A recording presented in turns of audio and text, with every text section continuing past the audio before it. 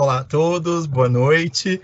Sou Marcelo Rodrigues, sou Relações Públicas responsável pela comunicação e os eventos da Fundação Casper Libero, bem como a agenda de cursos livres da faculdade.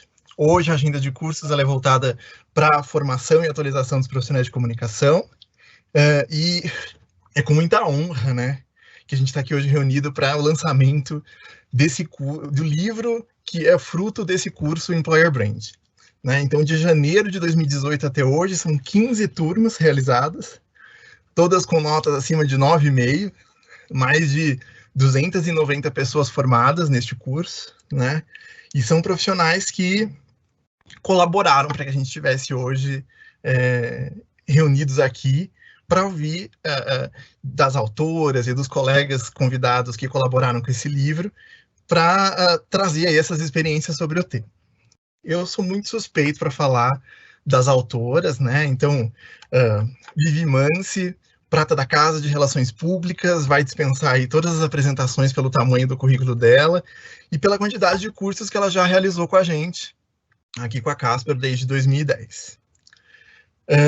E a gente tem também, eu sou suspeito para falar agora da Bruna Mascarenhas, né? Prata da casa de jornalismo, mas que é uma grata surpresa com esse curso, porque é uma pessoa que tem muito, que se destaca pela dedicação, pela didática, pela eloquência sobre o tema, né, e o comprometimento dela com essa temática. A gente, ao ouvir a Bruna falar sobre o tema, a gente percebe a paixão que ela tem sobre esse tema, né. Bruna e Vivi, obrigado por vocês confiarem a Casper essa oportunidade de sediar uma discussão tão rica e profissional como as que vocês fazem em sala de aula, né, e permite que a gente seja uma referência como nesse fórum de discussão de um tema que é tão recente, tão atual, né, e que tudo, a gente ainda tem muito a aprender sobre isso, né, e vocês colaboram muito para que a gente tenha um conteúdo de qualidade, objetivo, que não tenha só apenas uma finalidade comercial, né, então é realmente um comprometimento entre a discussão acadêmica e a realidade de mercado. Obrigado realmente por confiar a Casper a oportunidade para fazer parte dessa história, né, dessas discussões de maneira tão profissional como as que vocês conduzem, né. Então, hoje nós estamos reunidos aqui para o lançamento do livro Employer Branding, Conceitos, Modelos e Práticas, uma publicação que nos orgulha muito porque vai tangibilizar esse conhecimento e vai permitir uma expansão, né, no compartilhamento desse saber, além da sala de aula, seja ela presencial ou virtual, como vocês vêm brilhantemente fazendo sobre a temática do Employer Brand. A todos que estão nos acompanhando, né, nós ouviremos as autoras, elas vão falar sobre o tema, a experiência dos cursos livres, e também vai ajudar aí a esclarecer o processo de como adquirir o livro. Depois nós vamos ouvir os convidados, né, dos cases, que em algum momento fizeram parte do curso, e hoje estão aí na composição do livro, e aí a gente encerra o evento respondendo algumas perguntas, tá? Algumas orientações gerais, então, essa live está sendo gravada e ela vai ser publicada em breve no YouTube da Faculdade Casper Libero. As perguntas elas vão ser realizadas por escrito via chat, então apenas por escrito, e a Adriele está dando suporte para a gente aqui nessa moderação, filtrando os questionamentos, respondendo algumas questões que possam surgir, que dê para ela responder, ela já vai orientando. Bom, então, após essas orientações gerais, eu desejo a todos um excelente encontro online. E agora eu passo a palavra à Bruna Gomes. Olá, gente. Boa noite a todos. Obrigada, Marcelo. Boa noite a todo mundo que entrou e está aqui assistindo a gente. Obrigada por estarem aqui. É um prazer a gente estar na casa que nos recebe desde janeiro de 2018, como o Marcelo falou, com o curso de Employer Branding, para fazer o lançamento desse livro. É uma alegria imensa, né, ter essa casa aberta também para esse momento, essa casa que já nos recebeu para o curso, mas também para eventos, abriu o auditório lá da Casper para a gente receber um montão de gente para falar de Employer Branding, inclusive várias pessoas que estão aqui com a gente essa noite, que também estão junto com a gente já palestrando em aulas e palestrando em eventos sobre Employer Branding junto com a gente. Então, é com muita gratidão que a gente começa esse momento. Primeira coisa, a gente vem nessa trajetória, né, de escrita do livro já há algum tempo. E eu quero agradecer as pessoas que estiveram nesse trajeto com a gente de forma mais próxima, né, que são os autores dos artigos que compõem o livro junto com os nossos materiais, os materiais que eu e a Vivi desenvolvemos. Então, agradecer o Paulo Sardinha, presidente da BRH, que vai falar com a gente daqui a pouco, que nos presenteou com um prefácio super bacana, potente, inspirador para falar do tema. Agradecer muito a Bel Gama, a fundadora da Air Branding, que é uma das, que é provavelmente não, que é a primeira consultoria focada em employer branding do Brasil, viu esse tema nascer e crescer no Brasil. Então tem muita coisa legal para contar para a gente. Ela está aqui. Obrigada, Bel. Obrigada, Matheus Fonseca, responsável por employer branding na Móvel. Ele vai se apresentar depois, que tem um case super legal para falar e tem uma história muito legal de employer branding para falar, que está no livro e está aqui com a gente hoje à noite também. A Fernanda Inomata, do Pra Valer, que conta a história dela de construir um EVP. Eu já vou falar, quem nunca ouviu de falar de EVP, eu vou falar um pouquinho disso daqui a pouco. Fernanda, obrigada por estar aqui. O Davi Búfalo, que vai contar um pouquinho da história dele de trazer um EVP global para a realidade brasileira.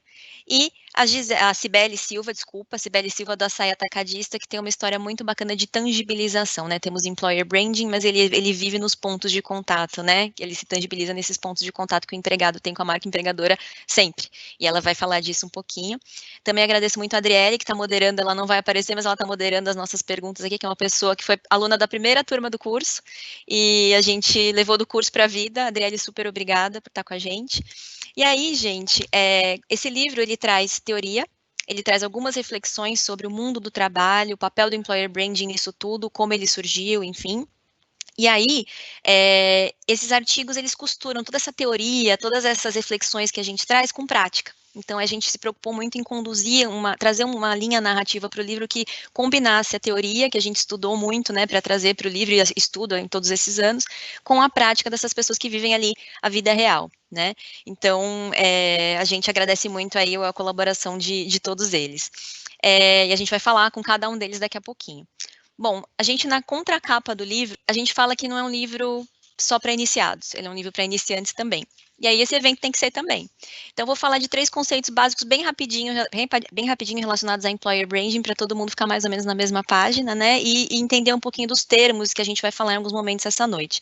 Então, employer branding é basicamente a gestão da marca empregadora. E o que é essa marca empregadora? É a impressão, é a imagem que as pessoas têm da sua organização como um lugar para se trabalhar. Ela, essencialmente, ela é a mesma marca da organização como instituição, ou como produto ou serviço, como marca comercial, mas ela responde a uma pergunta diferente, que essencialmente é por que as pessoas devem escolher trabalhar nessa organização ou continuar trabalhando nela. Né? Então, o employer branding é o processo de gestão dessa marca. E se marca é impressão, ela mora na cabeça das pessoas. E o que a gente faz quando faz employer branding bem, né, de forma estratégica, de forma intencional, é gerenciar esses pontos de contato de marca para que as impressões geradas sejam o mais aderentes possível à essência, à identidade da marca como empregadora, da organização como empregadora, né? E o que muitas vezes dá esse direcionamento é o que se chama de EVP, a proposta de valor do empregador ou proposta de valor ao empregado. As pessoas dão nomes diferentes, mas essencialmente é a base identitária dessa marca empregadora. A gente fala muito nos cursos, quando a gente fala da parte de branding, né, que a gente começa com fundamentos de branding, que isso acontece muito, o branding acontece muito em dinâmicas de identidade e identificação. Né? A gente usa o outro socialmente para construir as nossas identidades. E esse outro muitas vezes está materializado nas organizações de que a gente faz parte. E se a gente quer atrair as pessoas que tenham identificação com a gente precisa projetar essa identidade de uma forma clara, consistente, estratégica, né? Então é disso que a gente trata no livro, claro, num nível de detalhe maior, mas então só para ninguém ficar perdido se a gente falar de EVP, se tivermos iniciantes aqui, e é super bom que tenhamos iniciantes aqui, que como eu falei, esse livro é para iniciantes e iniciados. Então, a gente vai se ocupar desses temas aqui. Rapidinho, antes de eu passar a palavra para a Viviane, a nossa história começou com esse tema em 2013, 2014. A Viviane e eu trabalhávamos juntas numa empresa de materiais de construção, eu responsável por marca e comunicação externa na época, e a Vivi por comunicação interna, e a gente estava trabalhando juntas um posicionamento para uma marca global, né? Mas um posicionamento institucional. E a gente se deparou com o desafio de falar, essa marca, ela vive também muito dentro de casa, ela nasce dentro de casa. E aí surgiu para a gente todo esse mundo de employer branding, de EVP, e a gente achava pouquíssima coisa para estudar, né? A gente achava coisas muito ligadas mais a marketing de recrutamento, que faz parte de employer branding, mas não se resume a isso. E a gente foi estudar, né? E esse estudo, essa pesquisa toda, a prática que a gente teve ali no dia a dia, se transformou nesse curso da Casper, que surgiu em janeiro de 2018, e a gente terminou ontem a 15ª turma dele. E o que a gente aprendeu nesse processo todo é que é um tema vivo, que é muito novo ainda, e a gente sempre diz que não tem nada escrito em pedra sobre ele. Na pesquisa para o livro, a gente vai para referências super consagradas de psicologia social, de contrato psicológico, de branding, que são teorias de 30, 40, 50 anos atrás, e teorias desse ano. Tem 2 referências do livro, né, livros que a gente referencia, que são de maio e junho de 2020. Que desafiam, de certa forma, o que a gente acreditava ser verdade sobre employer branding. E o que isso quer dizer? Que a gente não existem verdades em pedra, mas existem caminhos. E tudo que a gente faz no curso, no livro, na nossa intenção, é mostrar caminhos para que todas as pessoas que queiram trabalhar com essa temática nas organizações deem passos seguros nessa direção de trabalhar employer branding. Tá bom? Então, obrigada a todos vocês por estarem aqui. A compra do livro acontece por meio de um site, acho que vocês estão vendo aqui atrás de mim, né? Um QR Code, um endereço. E quem está participando aqui com a gente tem 10% de desconto com o código que está aí escrito. Acho que nos comentários também, ali na parte de perguntas, tem um comentário fixado explicando direitinho sobre como adquirir o livro. E é isso, gente. Obrigada. Passo a palavra agora para a Viviane Mansi. Olá, pessoal, tudo bem? É um prazer para mim estar em mais esse evento aqui da Casper. A Casper é a casa que, enfim, né, fui aluna da Casper em 96 e nunca mais saí. Então, para mim, é bastante... É uma delícia estar aqui de novo, como eu poderia dizer. E esse tema, gente, a gente começou cada vez mais a ser tocado por ele, porque ele traz várias questões que podem ser fundadoras para as empresas melhorarem, enfim, a sua gestão como um todo relacionada ao tema pessoas. Ele é um tema que ora está em RH, ora está em comunicação. Para nós isso importa pouco onde ele está, porque no final das contas o que a gente percebe é que a gente precisa de uma colisão grande dentro das empresas para a gente conseguir fazer um bom trabalho de marca empregadora. Não é uma responsabilidade nem de uma área nem de outra, mas sim de toda a liderança da organização e de todo mundo que acredita que o ambiente organizacional possa ser bom para todos. Então, uma das coisas que a gente fala no livro, além de falar dos conceitos, como a Bruna já colocou, a gente também fala um pouco sobre por que esse tema agora. Tem gente que pode olhar e falar, gente, num país com 13 milhões de desempregados, faz sentido que a gente fale sobre employer branding e como é que a gente vai criar esses ambientes mais produtivos nas empresas? E a nossa resposta é um absoluto sim, porque as crises são passageiras, a gente não espera ficar em crise para sempre, só que reputação se constrói no longo prazo. Então, se a gente de alguma maneira entende que o ambiente de trabalho é um lugar para as pessoas sim serem produtivas, mas também serem felizes, e quando eu tenho essas duas coisas juntas, a gente faz muito mais, a gente vai muito além, a gente consegue trazer algo que seja bom para todos, bom para a empresa, bom para as pessoas, e claro, na expressão do que a gente consegue dentro de casa, de tornar esse ambiente robusto, interessante, atraente, a gente faz bem para também todo mundo que está no entorno, né? Até porque, nessa mudança toda de mundo que a gente tem mais espaço para o belo, a gente tem mais espaço para o bom, e essa questão toda a gente convive no dia a dia, quando a gente entra no LinkedIn, quando entra no Facebook, a gente acompanha, né, essas 4 paredes de dentro das organizações, mesmo que a gente não esteja nelas. Então, isso faz também com que as pessoas tenham uma expectativa maior sobre a realidade que elas vivem. E fica a pergunta, como é que eu posso tornar o meu ambiente de trabalho ainda melhor? E para quem se perguntar, mas eu talvez não tenha verba para isso. Isso também pouco importa, gente, porque dá atenção para as pessoas, olhar no olho, dar suporte quando as pessoas precisam. E cá entre nós, né, sabemos bem, se vocês sentam num papel de liderança, num papel de chefe, de diretor, também ajuda a sair da frente e não criar problemas, né? Então, a gente sabe que as pessoas esperam isso. Como é que a gente articula isso dentro de uma questão de longo prazo? Employer branding no passado se fortaleceu, no passado 5 anos, né, gente? Mas se fortaleceu muito nos primeiros passos de atração, né, e de onboarding das pessoas nas empresas. Mas a gente tem falado cada vez mais dessa temática e a gente percebe que a relação das pessoas com a marca, ela vai para muito além do que esse primeiro momento. Isso significa, em outras palavras, que a nossa relação com essa marca que a gente, né, depois desse casamento inicial, desse pacto que a gente fez para viver juntos, para conviver por algum tempo, ele acompanha toda a nossa jornada dentro da empresa e possivelmente nos acompanhe quando essa relação acaba por alguma razão. Eu acompanho diversas histórias de profissionais que, mesmo tendo sido desligados por alguma razão, ainda têm um amor e um respeito enorme pela empresa. Como é que isso é possível? Isso é possível quando você olha o passado e junta as experiências positivas e as negativas, que todos temos, né, gente? Ninguém é 100% certo e bom pra gente. Mas acontece de uma forma que a gente olha para trás e o que a gente sente é satisfação de ter feito parte. É a memória afetiva de ter feito parte ou ter vivido grandes e boas coisas dentro dessa organização. Não depende unicamente de recursos financeiros, como eu disse para vocês, mas sim requer que você tenha um olhar generoso para aquilo que acontece nas relações de trabalho. Então, a gente entende que isso que a gente traz de experiência no livro vai ajudando todo mundo que está interessado nessa dinâmica a, de alguma forma, repensar os seus processos e dar um pouquinho mais de atenção para eles. E fazer com que eles conversem entre si, para que aquela experiência que eu tinha de trabalhar numa empresa X, ela se consolide quando eu entro, mas que ela também faça parte, né? Que ela reforce a minha boa escolha ao longo de toda a minha jornada dentro da organização. São muitas as maneiras de fazer isso. A gente gosta de olhar o livro como ponto de partida, não ponto de chegada. A gente fez um olhar, a gente reviu algumas coisas do livro, porque esse momento de Covid fez com que a gente repensasse várias coisas, e a gente viu muita empresa colocando em prática muitas coisas que até então a gente só tinha, né, pensado a respeito, que a gente não tinha tido a oportunidade de fazer, né, definitivamente. Isso começou a acontecer. A gente voltou um pouco, olhou de novo e falou, poxa, quanta coisa legal é possível, né? O céu não é o limite, gente. Dá para realmente ter criar uma convivência das pessoas dentro de casa e criar uma sintonia com elas, mesmo à distância, não estando fisicamente no mesmo lugar, que é digno de nota. A gente não faz isso sozinho, a gente tem o prazer enorme de ter essa quantidade de gente inspiradora, esses colegas que contribuíram com o seu olhar para o livro. A gente aprende com eles desde sempre, não só para escrever o livro. Na verdade, o livro pode ser o nosso mais recente capítulo, vamos dizer assim. Mas é muito bom estar aqui com vocês hoje, é muito bom poder ampliar esse diálogo em torno de coisas que importam para as empresas. Eu não vou me alongar, porque eu tenho certeza que vocês vão ficar bem felizes de ouvir os nossos convidados. Então, eu vou passar a palavra direto para o Paulo Sardinha.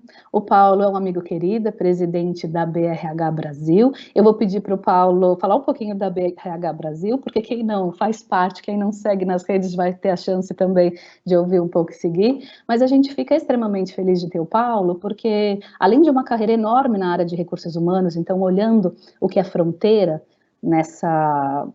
ao lidar com pessoas, também tem opiniões muito fortes, vamos dizer assim, sobre como a gente vira a página para ter um RH mais conectado, mais próximo das pessoas e para a gente criar legado de longo prazo mesmo, né? Não só algo que a gente faz hoje, lembra amanhã e acaba aí.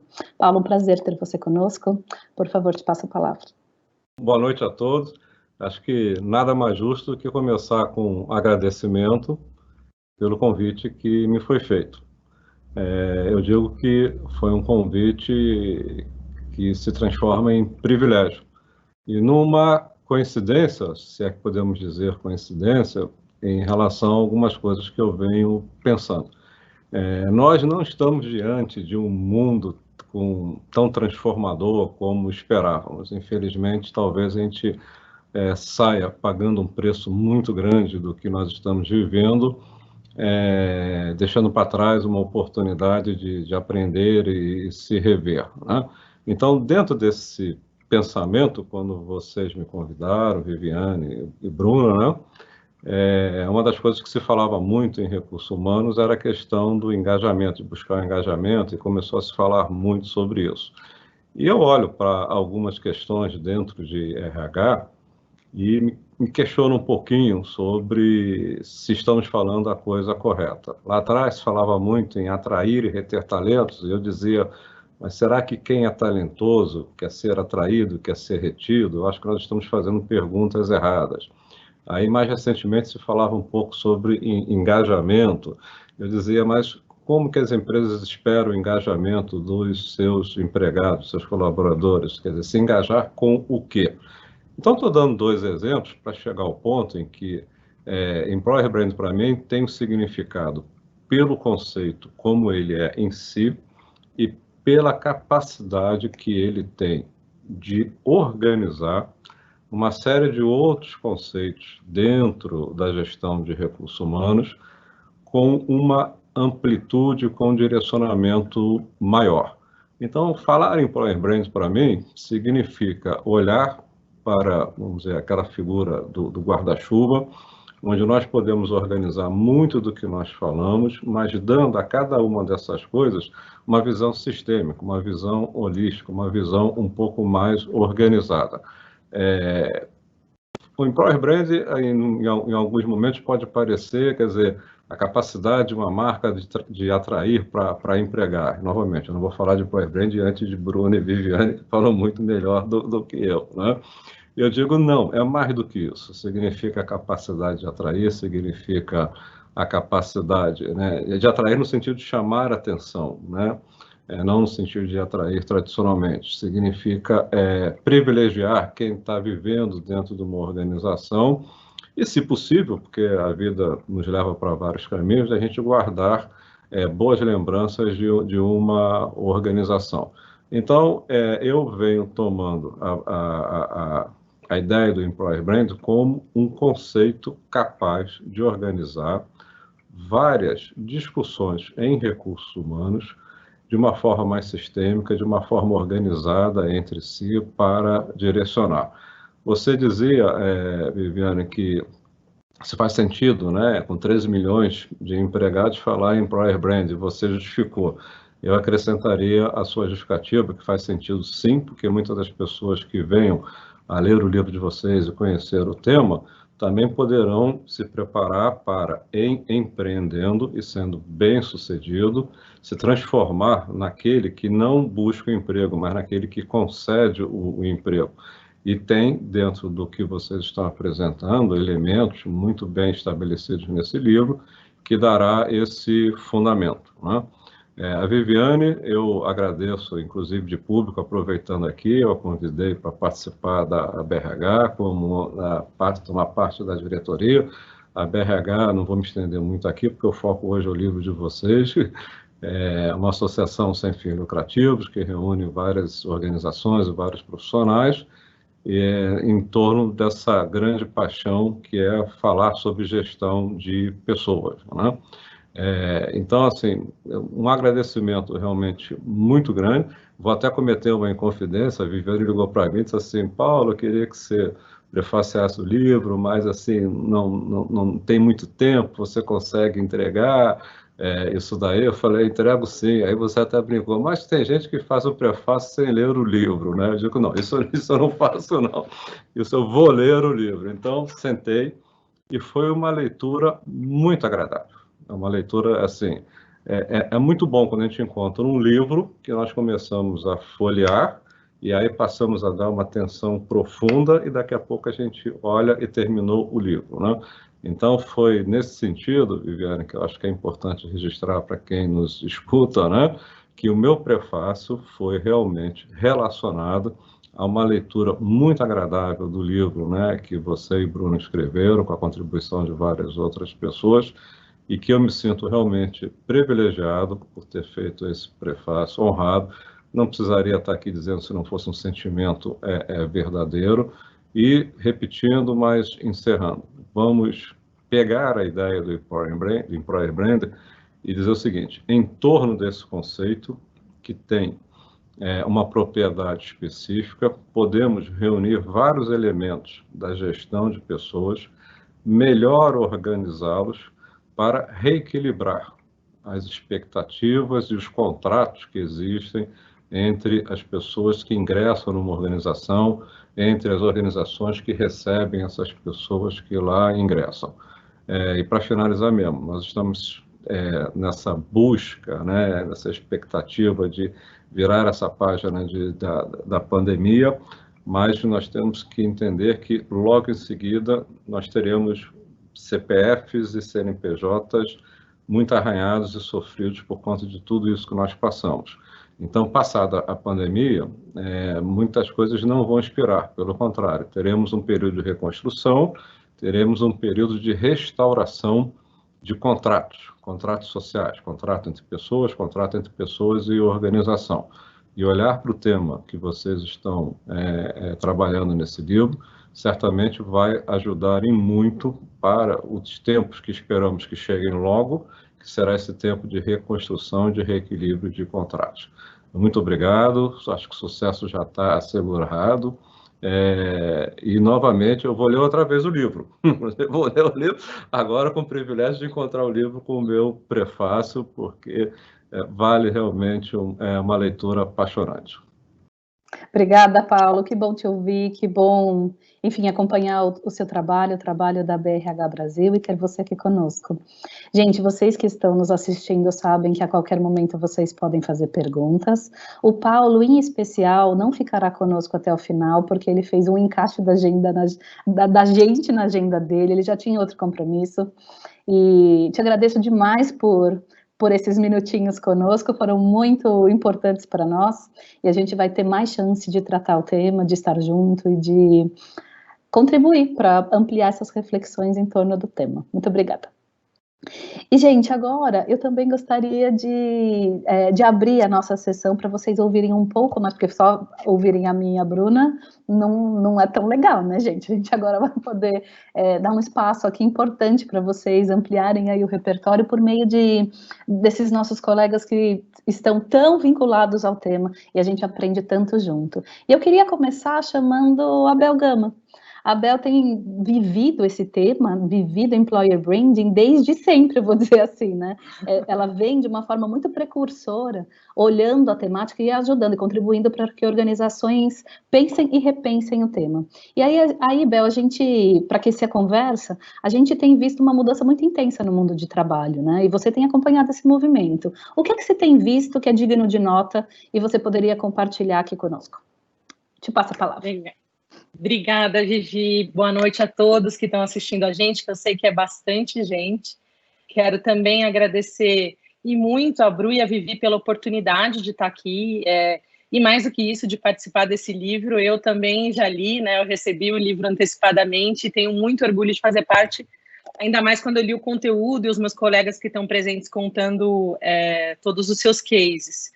Mais que isso, para já ir para a nossa resposta, né, para o nosso debate, Vivi, eu queria também agradecer muito todo o meu time e a oportunidade que vocês deram para a gente, da agência também mostrar, né, uma agência, uma consultoria, também mostrar o seu trabalho. Em geral, quando a gente fala sobre case, o case é do cliente, e claro que é, mas a agência, a consultoria também participando de todo esse processo, tem muita história para contar, então agradeço também ao meu time que fez com que eu chegasse até aqui também. Então, falando do ponto de vista, né, a nossa agência, a Air, nasceu em 2015 e era a tradução de atração, integração e retenção. Hoje a gente já está até falando de revolução por tudo que a gente mudou, por tudo que a gente passou, né, nesse mercado de marca empregadora. E ela nasceu essencialmente para trabalhar o RH, né? E quando a gente começou o trabalho, e no livro eu tive o privilégio de conseguir fazer uma retrospectiva do mercado, né, dos últimos 5 anos.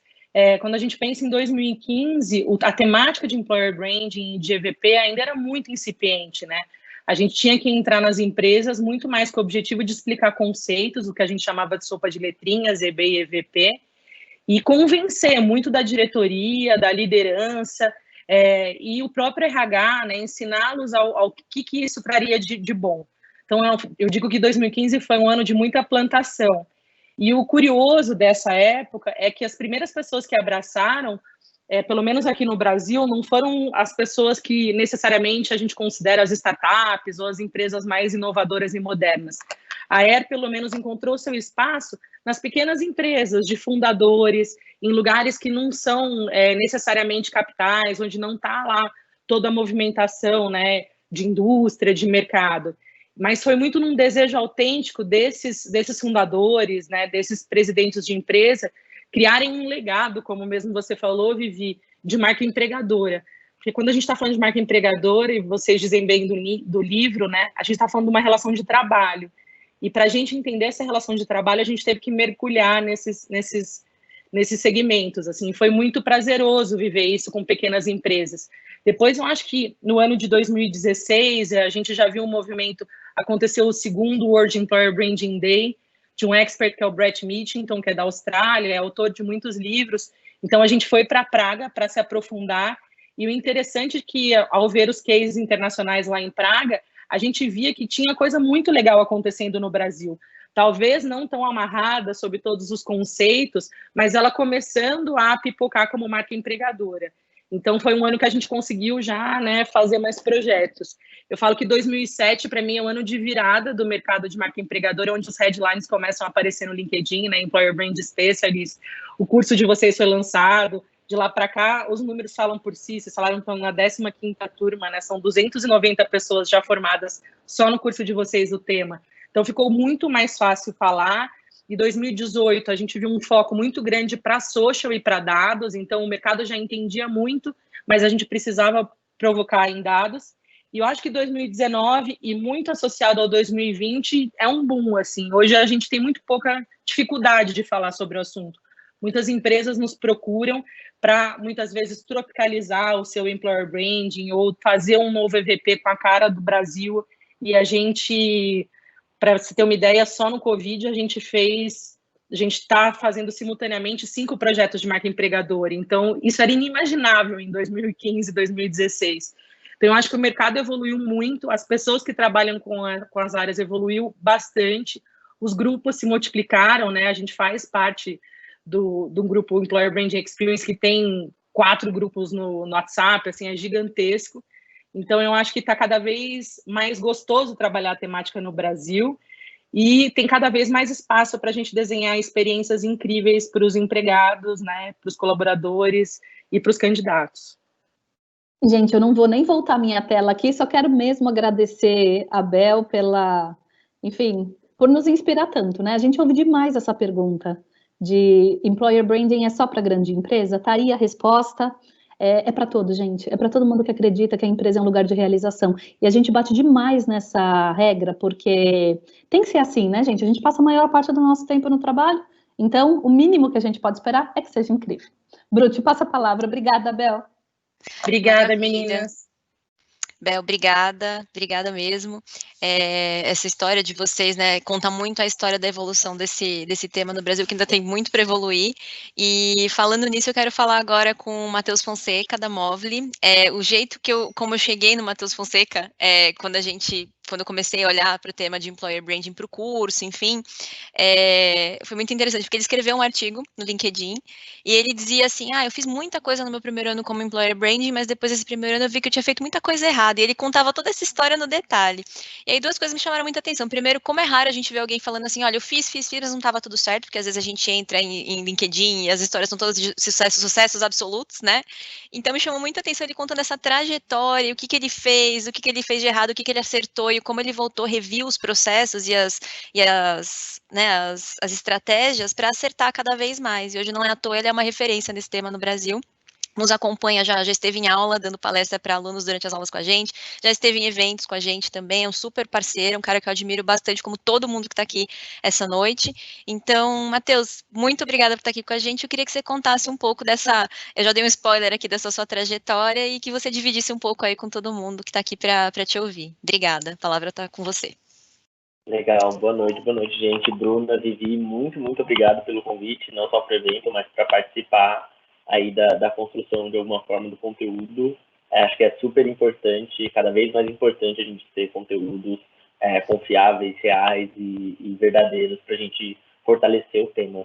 Então, como a Bruna disse, eu sou o Matheus Fonseca, hoje eu lidero a área de Employer Branding na Movile, que é uma empresa que investe e acelera empresas de tecnologia, né? Nós formamos um grupo, tem várias empresas dentro. E essa jornada de Employer Branding que a Bruna comentou começou lá em 2017, quando eu entrei aqui na Movile como Dreamer, né, que é o nosso programa de estágio.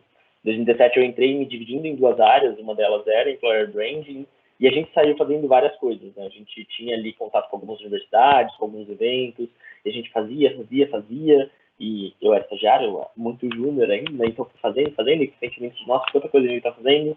E aí chegou no final do ano, em outubro mais ou menos, a Luciana, que é hoje nossa VP, né, que é minha líder, sempre foi minha mentora, fez uma reunião comigo, com a Tati, que eu acho que está assistindo, que era minha gerente na época, e questionou várias coisas, de por que estão fazendo isso, por que não aquilo, qual que é o resultado.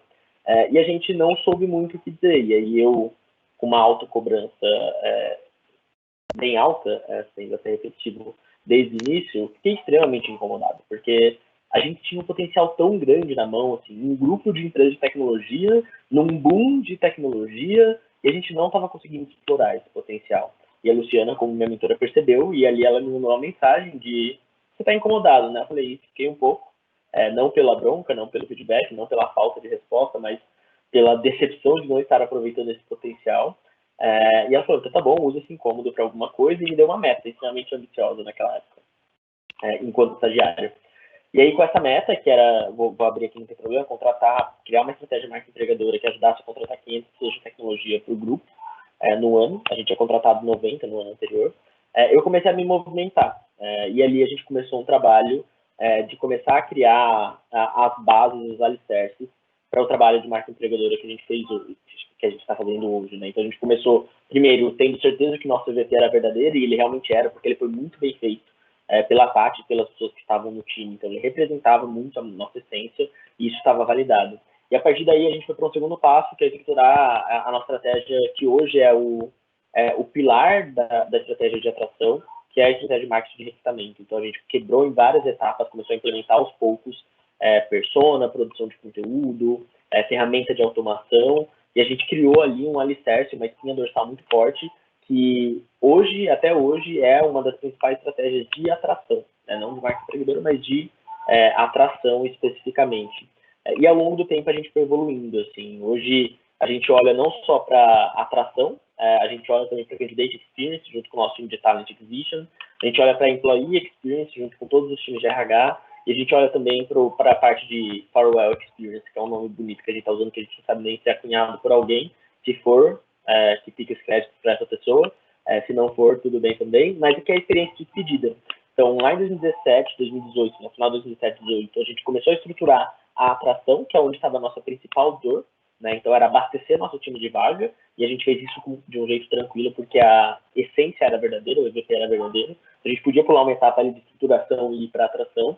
E agora, onde essa atração já está mais calibrada, a gente começa, há 6 meses atrás, olhar para toda a jornada, influenciar toda a jornada, né? Então, tem vários nomes legais e bonitos que são usados, mas no final do dia, hoje na Móvel, a gente acredita que a estratégia de Employer Branding precisa ser a responsável por amarrar todas essas pontas e todos esses nomes bonitos, né? Então, a gente faz muito aqui uma conexão com a área de marketing, vendas e CS. Então, quando você vai comprar um computador, existe a área de marketing que faz você acreditar que você precisa de um computador, destaca essa necessidade, faz você escolher aquela marca, aquele computador, aquele modelo, mostra que o valor vale a pena, e aí ele faz a venda. Se existe algum software envolvido, vai ter um CS, uma área de vendas, que vai entrar em contato com você e vai fazer o close ali, né? Vai falar: olha, então tá fechado aqui, eu vou te dar um desconto, vai fazer a venda. E depois disso vai ter uma área de CS que vai garantir que a sua experiência seja incrível, que você use o produto e veja todos aqueles benefícios que o marketing vendeu. E hoje a área de Employer Brand tem basicamente a missão de fazer isso dentro do RH, né? Então a gente faz a parte de atração, a gente tem que mostrar para as pessoas quem somos, por que somos e por que as pessoas têm que estar aqui. A gente passa para o nosso time de recrutamento, que são os closers, a área de vendas, que vai tangibilizar e mostrar e evidenciar cada vez mais a proposta de valor, mas a gente não pode abrir mão do CS, que é toda a área de RH que olha para depois que a pessoa entra.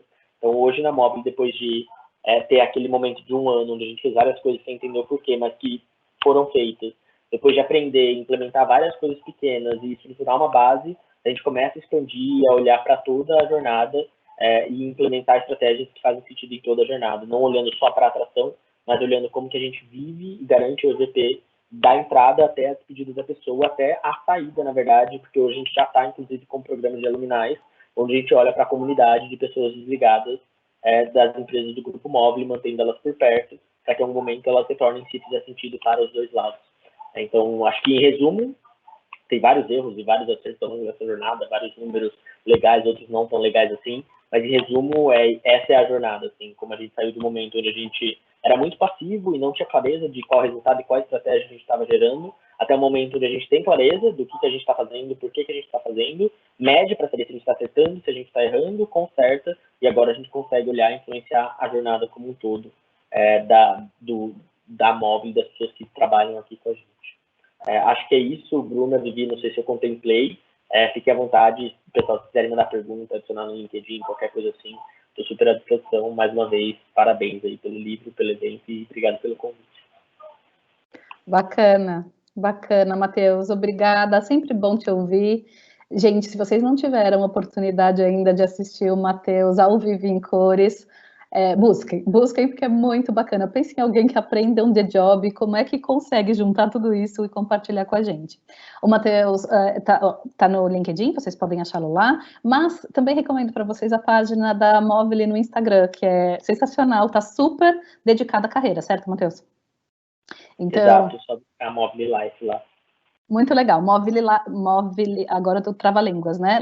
Movile Life, vocês vão conseguir achar, é uma página incrível, que a gente tem muito a aprender com isso. E por falar em aprender com coisas, agora eu quero chamar outra pessoa super especial para nós, que é a Fernanda. A Fernanda acompanhou o trabalho e tem muito para contar para a gente sobre um tema que todo mundo tem curiosidade, que é uma siglinha que começou a aparecer mais fortemente agora nos últimos 2 anos, que é o EVP, que é a Proposta de Valor ao Empregado. E a Fernanda tem uma experiência enorme com a construção do EVP da Pra Valer, que é uma empresa que está crescendo super, que eu tenho certeza que vocês já ouviram falar sobre, e a Fernanda está aqui com a gente para compartilhou essa história no livro, mas hoje vocês têm a oportunidade de ouvir diretamente dela quais foram esses desafios. Fernanda, obrigada por estar com a gente, te passo a palavra. Obrigada, Vivi, obrigada, Bru, pelo convite. Acho que a primeira coisa é parabéns, né, por essa realização, um livro tão bacana no mercado falando de Employer Branding, é super importante, então, e obrigada pelo convite de eu participar junto com vocês. Mas, falando um pouquinho do EVP, né, acho que da mesma forma que o Matheus comentou, que na Movile, eles tinham um desafio bastante grande de atração de pessoas, né, de recrutamento de pessoas, esse também foi o start do Pra Valer, né? Então, Pra Valer é uma fintech de soluções financeiras para a educação e a gente fez um planejamento estratégico de muito crescimento. E aí, quando a gente começou a buscar as pessoas, né, para atrair as pessoas para entrarem no Pra Valer, a gente via que a gente precisaria quase que dobrar o tamanho em número de pessoas, né, do Pra Valer. A gente via que quando a gente ligava para as pessoas e falava do Pra Valer, muita gente não conhecia o Pra Valer. E aí a gente falou, nossa, a gente precisa, de alguma forma, trabalhar o primeiro passo, que é a construção do EVP, né? E foi muito interessante, porque eu acho que o primeiro aprendizado aí foi justamente isso, é conseguir atrelar essa construção com a estratégia da companhia, né? Muita gente pergunta, como é que você convenceu a liderança, né? Como é que a diretoria estava on board, a galera estava comprada com isso? E eu acho que esse foi o primeiro aprendizado, porque eu já falava um pouco de marca empregadora dentro do Pra Valer, mas acho que essa vez emplacou por causa disso, porque tinha essa conexão com o nosso negócio, né? E aí a gente começou a construir o EVP, inclusive a Bruna e a Bel, que estão aqui me ajudando bastante, né, nessa construção. E aí vem, acho que o segundo aprendizado, que é olhar muito para dentro, né? Quando a gente fala de marca empregadora, ou qualquer marca, a gente fala que a marca é de dentro para fora, né? Então, a gente teve que se abrir, ouvir muita gente, falar com, nossa, tanta gente dentro do Pra Valer, para entender de fato aqueles atributos, aquilo que fazia sentido para a gente, e para que o EVP não fosse uma frase bonita. E eu acho que é isso que a gente não queria. Um layout bonito nas redes sociais e uma frase bonita para todo mundo ver. Muito pelo contrário, a gente queria que fosse algo vivenciado, alguma coisa que fosse genuíno da gente para falar para as pessoas. E aí conseguir atrair, né, todo mundo. Mas depois de, acho que 1 ano e pouco de trabalho, né, que a gente fez essa construção, a gente conseguiu contratar um monte de gente, e hoje acho que já deve ter feito aí um ano e pouco que a gente fez esse trabalho. Acho que tem um aprendizado interessante que depois da construção do EVP, tem um trabalho que é muito contínuo, né, de continuar trabalhando isso todos os dias, o tempo inteiro. Então, o EVP é um direcionador de como que a gente consegue deixar claro, explicitar atributos que a nossa marca empregadora, né, oferece para as pessoas, mas isso muda, né, o cenário muda, a gente precisa trabalhar isso o tempo inteiro, né? Olhar o EVP o tempo inteiro e como que a gente traduz esse EVP em experiências para as pessoas, seja em atração, mas também seja dentro da própria empresa, né? Porque, como eu falei, a marca é de dentro para fora.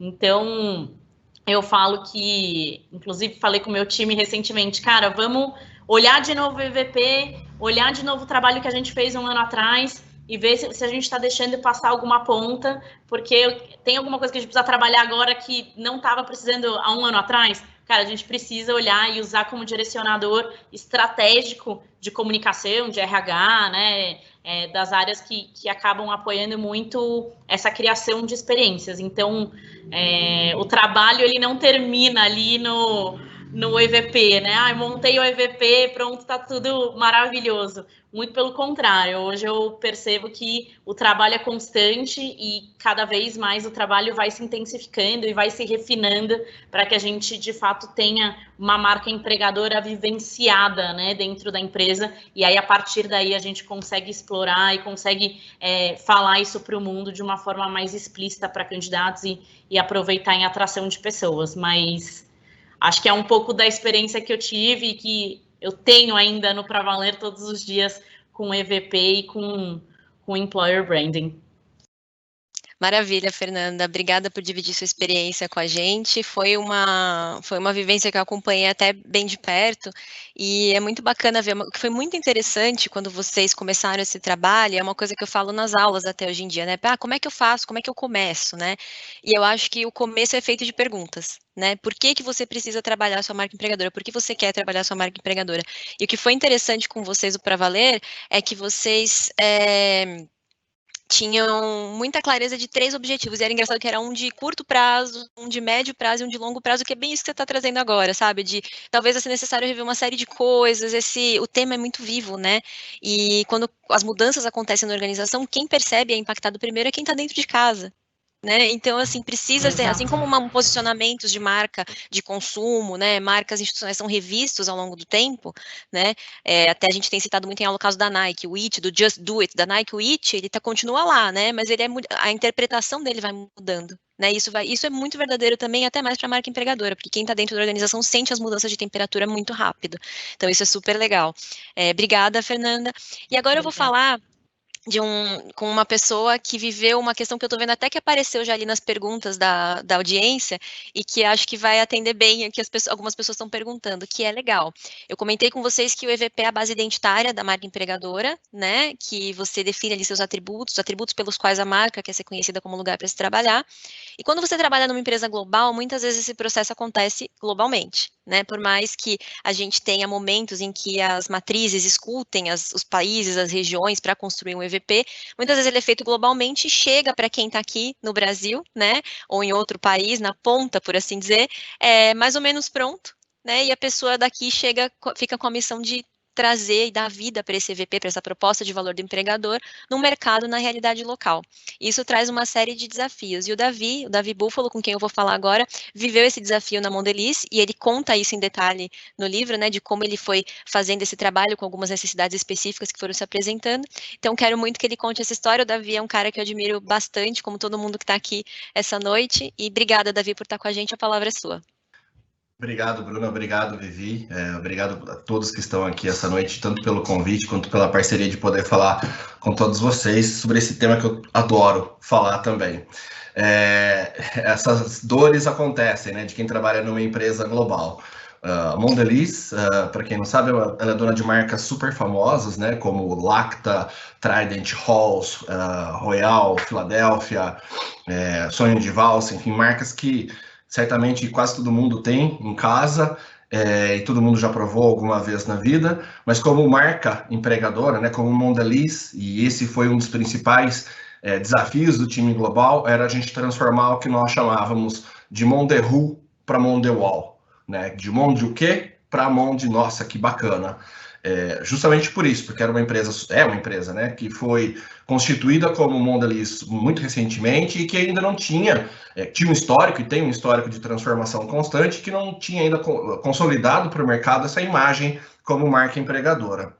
Eu cheguei na empresa em julho do ano passado, já com a missão de trabalhar com marca empregadora, e qual não foi a minha surpresa, que quando eu comecei a trabalhar com essa questão da marca empregadora, eles falaram, olha, você vai trabalhar com isso, mas o Go Live já é em setembro, dia 17 de setembro já está marcado esse Go Live.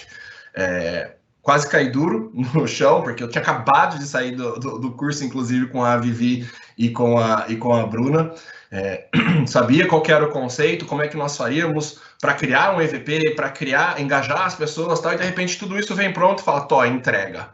E eu, inquieto como sou, junto com o time, falei, tá, vamos entregar, mas faz sentido entregar da forma como está no Brasil?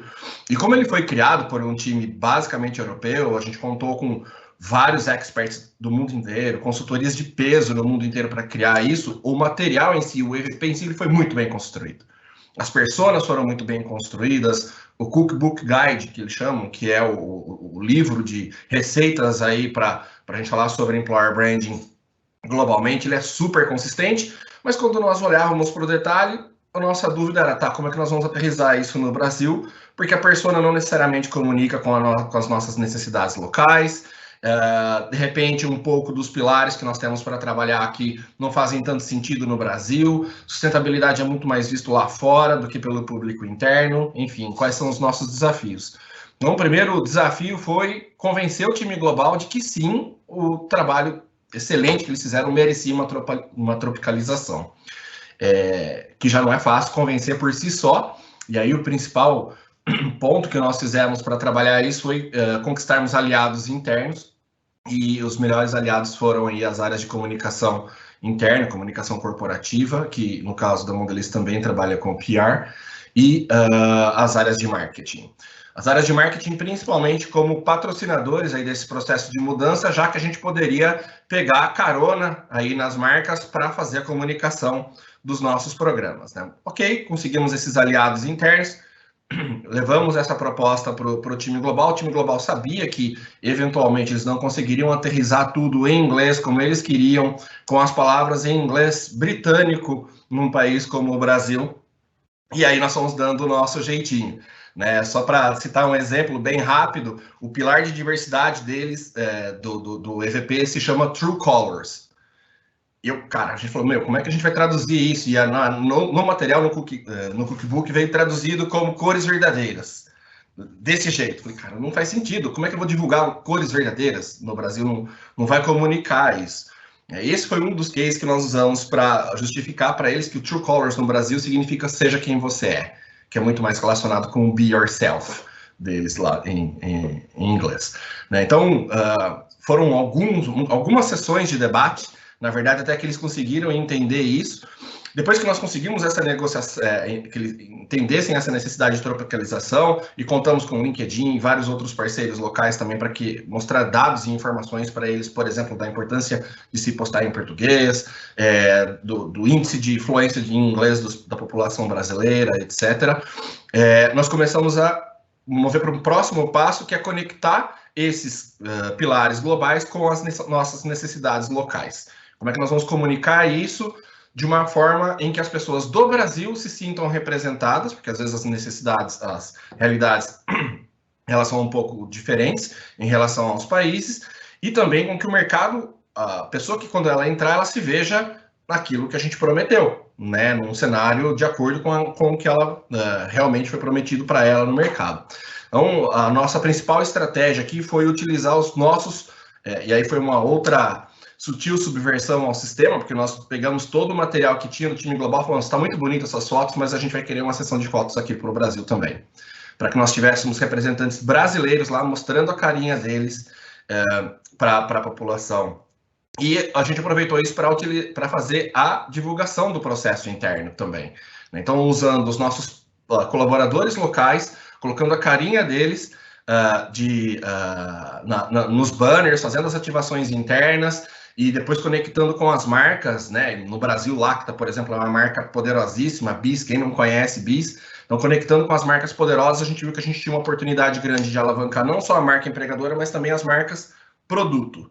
E aí foi quando a gente ganhou os times de marketing, o time de comunicação já sabendo que isso ia render um bom PR para eles, também já embarcou de carona na cauda do cometa, aí, né?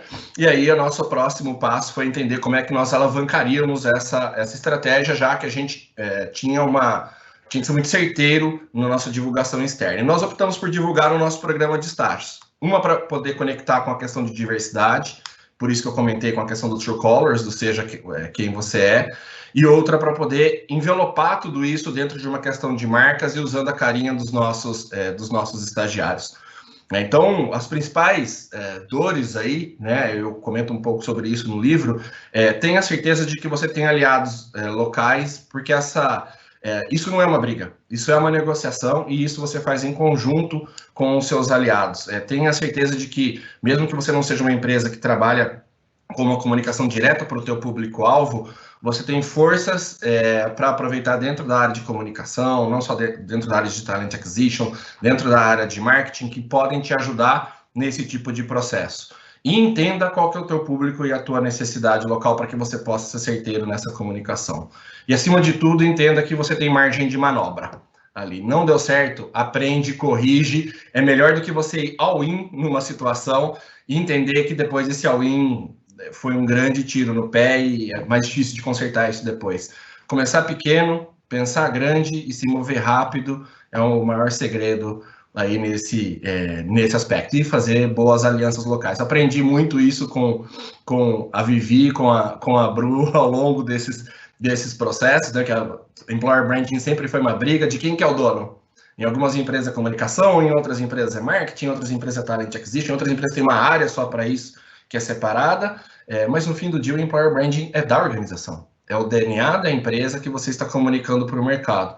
Então, na verdade, ele não tem dono, né? São times que trabalham em prol dessa comunicação. Quando todo mundo entende isso, você consegue ter uma sinergia e um alinhamento positivo aí de todo esse processo.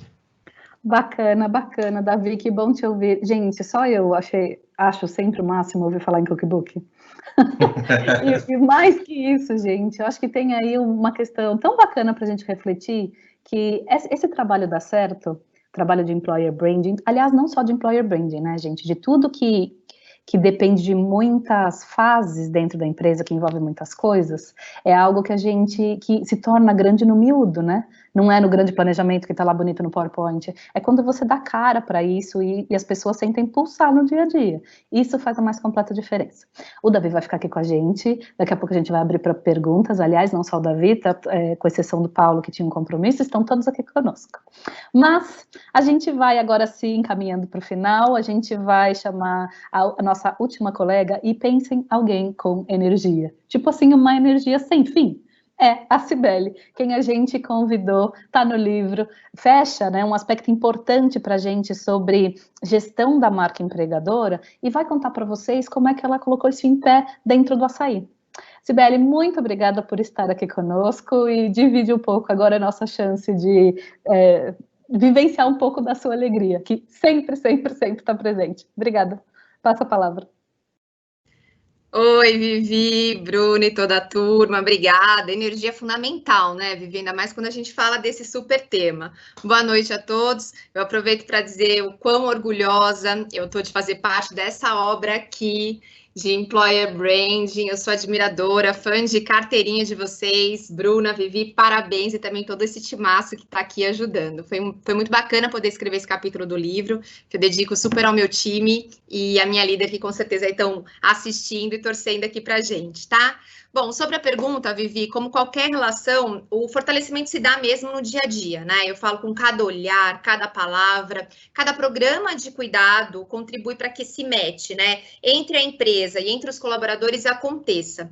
E é assim que a gente tem trabalhado aqui no Açaí. Então, para quem não sabe, hoje o Açaí é a maior bandeira do Grupo Pão de Açúcar. Nós somos 45 mil colaboradores, então quando fala qualquer coisa é tudo muito grande. A gente é a 10ª maior empregadora do país e a gente chega a contratar, em média, 8 mil pessoas por ano. Então, você pode imaginar o nosso desafio em não só contratar, mas também em manter essa galera, né? E aí que está o grande segredo para a gente colocar em prática a gestão da marca empregadora. A gente não tem apenas que contratar, mas cuidar de toda essa jornada do colaborador, da sua chegada até mesmo da sua saída, conforme você falou. E aí a gente se organizou em 4 etapas. Então a gente falou assim, que a gente tem o Vencer Açaí, a hashtag Vencer Açaí, eu sou açaí, somos todos açaí e o pra sempre açaí. Então nessa primeira, quando a gente fala assim, Vencer Açaí, a gente está convidando as pessoas para fazer parte da nossa equipe, né? Então a gente trabalha na atração de talentos usando principalmente a transparência como a nossa aliada nas intervenções. Então, como a Fernanda também falou aqui, a gente também começa trabalhando com a nossa comunicação com os nossos colaboradores. Sim, a comunicação interna, eu até falo, eu sou da área de comunicação interna, falei que a gente foi vingado e a gente virou ali, o primo pobre, a gente virou a cereja do bolo, né? Porque a comunicação interna, ela tem um super papel para a gente trabalhar a nossa cultura e reforçar lá no açaí o que é ser açaí. Então, a gente acredita que dessa forma, todo mundo consegue replicar para um amigo, para um colega, de uma forma muito genuína, como é fazer parte da companhia, né? Uma outra forma que a gente usa nesse momento do Vencer Açaí é a gente trabalhar as redes corporativas, que vai de LinkedIn a Indeed, e lá também a gente tem usado a transparência. A gente é uma empresa super simples, né, que zela muito pela simplicidade, e se vocês acessarem, por exemplo, a nossa página no LinkedIn, é isso que vocês vão ver lá. Qualquer pessoa que acessar vai ver um tom de voz muito próximo e muita verdade. Pra vocês terem uma ideia, todas as fotos que a gente publica no LinkedIn são fotos que são enviadas pelos nossos próprios colaboradores. Então, assim, e todos os textos que estão ali são textos que são feitos pelo meu time mesmo.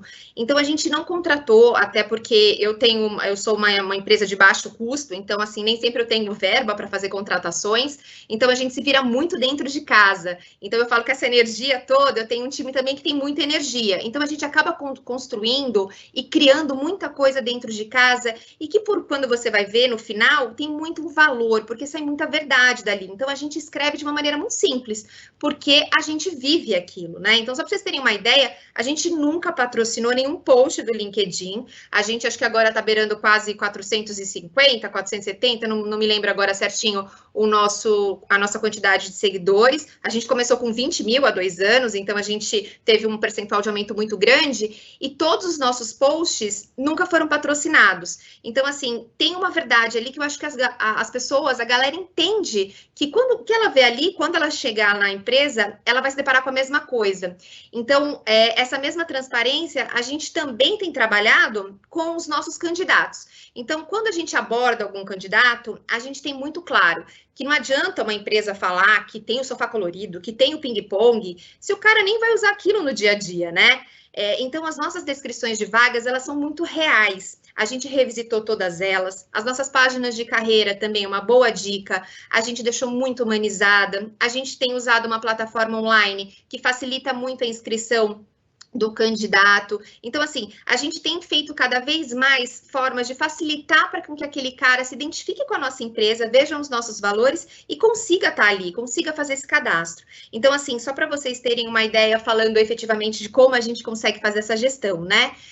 A gente criou todo o speech dessa abordagem. Então, por exemplo, desde o Oi, seja bem-vindo da recepcionista do nosso escritório até o speech da pessoa de atração mesmo, né? Como ela se apresenta. Alguém também falou aí que teve a dificuldade, né? Um dos meus colegas. Ninguém sabia como era a empresa, a gente tinha que explicar. Então, quando eu falo açaí, ninguém sabia o que era o açaí. Muitas pessoas não sabiam. Eu mesma, quando fui convidada para fazer parte, não sabia do potencial da companhia. Então, a gente trabalhou tudo isso, desenhou mesmo, fez em conjunto com as áreas para que a gente conseguisse construir isso.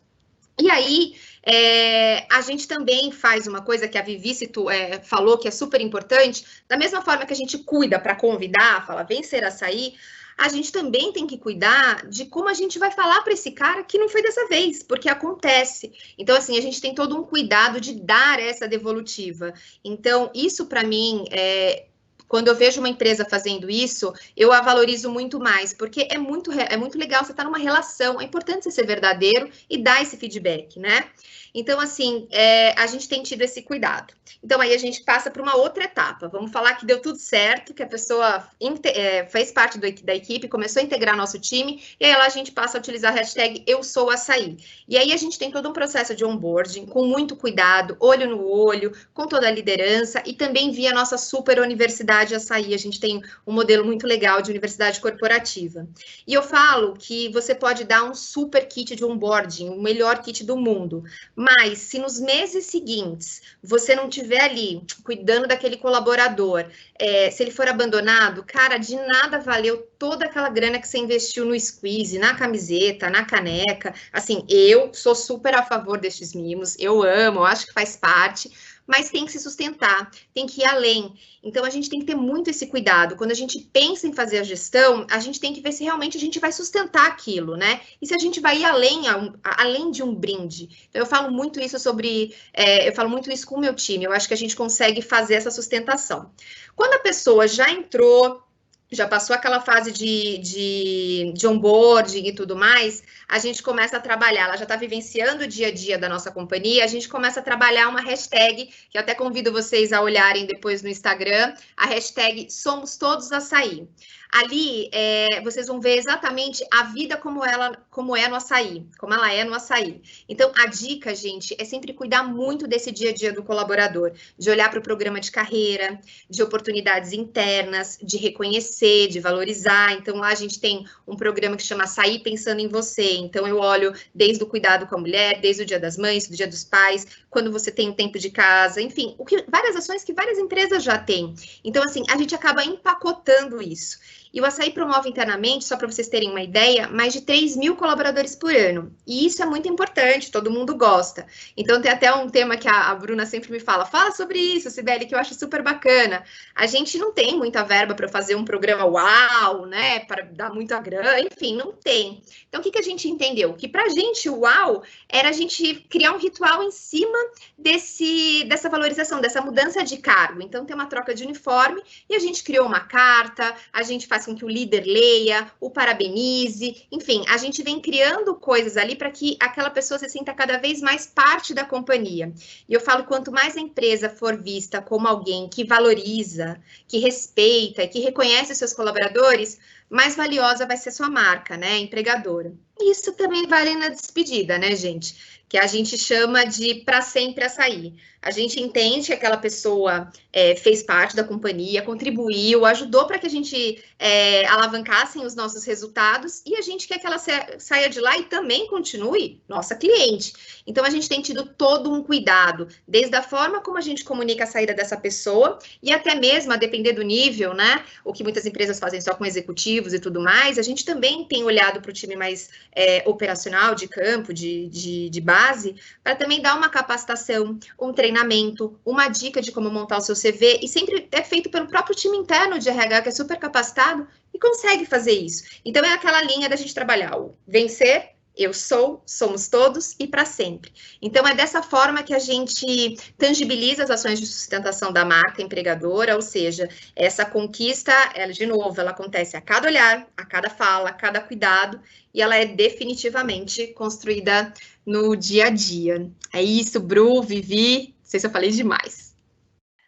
Cibele, é sempre uma delícia te ouvir, e não tinha como você não ser, essa história não ser a história que aparece quando a gente vai indo para um caminho do livro que diz, ok, a gente fala de gestão de marca empregadora e a gente fala de pontos de contato, e toda a sua fala ela é muito pautada por esses pontos de contato e da importância de que, legal, é importantíssimo você ter uma narrativa, um norte, enfim, mas que essa marca, a gente fala isso até no curso, né, a marca ela é construída no miúdo do dia a dia, como a Vivi adora falar, o miúdo do dia a dia, é muito verdade isso, né, ou destruída nesse miúdo do dia a dia. Então, é por isso que é muito importante olhar para toda essa experiência, esse ciclo de experiências, né, para sustentar e construir essa marca empregadora. Maravilha, obrigada, gente.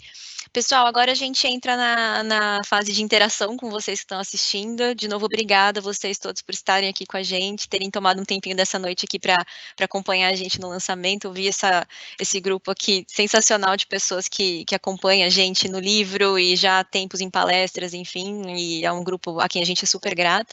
E eu vou começar as perguntas e respostas falando de uma questão que é, qual é a relação da estratégia de Employer Branding com a estratégia de marca? E aí eu vou fazer um comentário e vou chamar a Bel Gama da Air para complementar, porque ela tem uma propriedade imensa para falar sobre isso. Quando a gente fala disso no curso, né, um dos primeiros materiais que a gente mostra no curso é como essas marcas se relacionam, né, as marcas diferentes, marcas de uma organização. E o que a gente diz é que essas marcas são essencialmente a mesma marca respondendo a perguntas diferentes. Então, é isso, que esse é o ponto de reflexão, e eu vou deixar a Bel falar um pouquinho mais sobre essa questão de como essas marcas se relacionam. Com você, Bel. Pois é, Bruno, acho que essa é uma das perguntas mais respondidas assim na primeira reunião, especialmente com a liderança que não está dentro ou do marketing, ou do RH, ou da comunicação. E quando a gente está falando sobre a hierarquia das marcas, que é o que você falou, a gente tem, né, 3 marcas. Então, existe a marca de consumo, que é essa da pergunta, cujo branding responde por que comprar esse produto, que vem todo o desejo, que inclusive fala super legal um capítulo do livro falando sobre isso, né? Como despertar o desejo para o consumo. Então, o branding de consumo vai trabalhar essa questão. Mas tem também a marca corporativa, que ela vem para responder outras questões, que é o que essa empresa fala, o que ela faz, qual a reputação dela diante de todos os stakeholders, que não só clientes, mas os colaboradores, os acionistas, os diretores, o comitê executivo. Então, tem o branding corporativo que responde essa pergunta. E quem bebe desses 2 brandings é a marca empregadora, que aí vem o tal employer branding, que é a gente responder por que essa empresa atrai as pessoas e por que ela retém também os colaboradores. Então, tem tudo a ver, né, os três brandings, só que eles têm estratégias diferentes. Nem sempre os argumentos que a gente usa para consumo vão ser os mesmos que a gente vai usar para a marca empregadora. Mas, com certeza, eles têm conexão, né? Porque uma marca ela não pode ser totalmente diferente para fora como ela é para dentro. Então, eles bebem entre si, mas o employer branding considera outros aspectos. Respondi certo, professora Bruna? Bel, sem palavras, é isso aí. Eu acho que acho que nessas situações, né, quando a gente observa, tudo informa sobre marca. Não é que tem uma linha dividindo, isso é marca empregadora só, isso é marca institucional. Informação de marca, marca é feita de impressões, e você pega impressões sobre marcas o tempo inteiro. A questão é que a gestão de cada um desses aspectos tem que ser intencional e responde a perguntas diferentes, como você colocou muito bem. Maravilha, Bel, obrigada. Eu só queria acrescentar uma coisa, Bru, que eu acho que é legal a gente falar. Quando a gente está falando de employer branding, a promessa a ser realizada é muito importante. A gente viu os relatos aí, né, da Móvel, do Davi, da Cibele e da Fernanda. O mais importante é que a promessa tem a ver com um impacto muito importante, ele é mais forte que do consumo, que às vezes ele é só momentâneo. Quando a gente está falando do employer branding, é a troca da vida da pessoa, do tempo, a expectativa que ela tem em relação ao trabalho de uma família, e essa promessa tem que ser cumprida. Então, é importante pensar que realmente é um branding muito importante a ser estudado. Obrigada, Bru.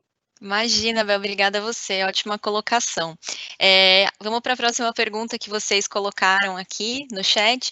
Qual a diferença entre EVP e Employer Branding? Vamos lá. Quando a gente fala de EVP, a gente está falando da linha de identidade da marca empregadora, a linha identitária, os atributos aos quais a empresa deseja ser conhecida como lugar para se trabalhar, e eu gosto sempre de complementar que é não só os atributos aos quais a empresa deseja ser associada, mas que ela pode ser associada também, né? Porque se a gente vai vamos definir o nosso EVP, a gente vai para coisas aspiracionais e desejadas, coisas que a organização pretende ser daqui 5, 10 anos, a gente pode ter um problema, porque as pessoas estão entrando para trabalhar agora. Então, esse é um ponto importante. O que acontece no Employer Branding é que ele é o processo de criar um lugar diferenciado para se trabalhar e comunicar, né? Criar e comunicar, ou seja, o EVP, quando eu tenho ele definido, e eu tenho definido os atributos, os porquês da minha marca empregadora e o que eu ofereço, né, de valor para o meu empregado, eu preciso tornar isso que às vezes é intangível em coisas que eu consigo perceber, no tangível. E o Employer Branding cuida para que esses pontos de contato, que esses pontos tangíveis de experiência sejam ligados a uma linha mestra, a uma linha de narrativa, uma linha identitária única, tá bom? Em linhas gerais, é essa a resposta que a gente tem para essa pergunta, mas são coisas diferentes, né? E aí tem uma outra pergunta que começa a aparecer aqui, que é se é possível fazer Employer Branding sem o EVP. A gente brinca no livro que essa é a pergunta de $1 milhão, acho que a gente fala isso 2 vezes, porque pra gente, e aí de novo uma coisa para quem não estava no começo, eu acho importante falar, a gente não acredita em regras escritas em pedra sobre Employer Branding. No próprio livro, a gente referencia 2 livros de Employer Branding internacionais que são de 2020, coisa muito recente, que questionam muita coisa, né? Ou seja, os fundamentos de Employer Branding são todos muito jovens e estão mudando muito rápido. Dito isso, sobre fazer Employer Branding sem o EVP, eu não diria que é impossível. O que acontece em Employer Branding, para ele ser Employer Branding, é que você tenha uma intenção estratégica por trás do trabalho, não sejam ações soltas, mas que você trabalhe com objetivos claros e comece o processo, como eu falei lá atrás, fazendo as perguntas certas sobre a sua própria marca empregadora. Legal? Essa eu respondi sozinha. E agora a terceira pergunta. Vejo algumas pessoas confundindo Employer Branding com Employee Experience. Vocês abordam isso no livro de algum modo? Qual a visão de vocês da diferença? Vou começar falando e vou chamar a Fernanda do Pra Valer e a Cibele para complementar um pouquinho, mas a gente aborda, em parte, isso sim, a gente faz uma narrativa no livro em que a gente vai construindo, né, do macro para o micro, e quando a gente fala de construção de EVP, de Employee Value Proposition, por exemplo, né, para entender qual é a identidade da sua empresa como lugar para se trabalhar, a gente começa olhando justamente pontos de experiência, porque é assim que as pessoas experimentam a sua marca como lugar para se trabalhar. Como que essa organização se apresenta desde o momento que ela deixa as pessoas saberem que ela existe como possibilidade de lugar de trabalho, até o momento em que a pessoa fala sim para uma oportunidade e chega até a mesa dela no primeiro dia. E o que acontece depois dessa chegada no primeiro dia? Quais são os pontos de contato e as relações que acontecem nesse caminho todo? Quais são esses pontos de experiência? Né? Então, eu diria que esses pontos de experiência, quando você vai começar uma estratégia de Employer Branding, principalmente construir um Employee Value Proposition, a proposta de valor, elas são um insumo enorme do seu trabalho. Né? E aí depois, quando você define seu EVP, você constrói seu EVP e volta para o que é tangível na sua organização, você precisa ajustar esses pontos de experiência de acordo com a sua promessa, senão ela não se sustenta, tá? Eu acho que quem já trabalhou construção de EVP, como é o caso da Fernanda, e eu peço para ela comentar um pouquinho agora, eu acho que sempre se depara com isso, né? Você constrói a partir da experiência, você constrói seu EVP e você precisa rever alguns pontos depois, né, da sua experiência, do que você oferece, dos seus processos, para que eles respondam à sua proposta de valor. Fernanda, você comenta, por favor? Bru, comente sim, assim, isso é um processo bem interessante mesmo, né, porque é o que eu até comentei na minha fala anterior, de não ter uma frase bonita, ou ter uma imagem bonita e depois não conseguir traduzir isso para o dia a dia, né, e no Pra Valer foi uma coisa engraçada, porque um dos atributos, até abrindo um pouco aqui, que a gente mapeou no nosso EVP, foi a questão de informalidade, né, então a gente é uma empresa jovem, né, que trabalha com tecnologia, então tem um público muito jovem e está muito no dia a dia a questão da informalidade. E aí a gente, na hora que você vai vendo, e aí não é só a experiência do onboarding, é a experiência de carreira. A gente foi olhar, nosso material do conselho de administração, ele era totalmente diferente de todos os outros nossos materiais. Falando de layout, estou falando do tom, estou falando de um monte de coisa, que a gente fala, mas se a gente é informal, a gente deveria conseguir ser informal nos nossos pontos de contato, né? A experiência que a gente precisa gerar para as pessoas é de informalidade. Então, a gente fez toda uma adaptação referente a isso, né?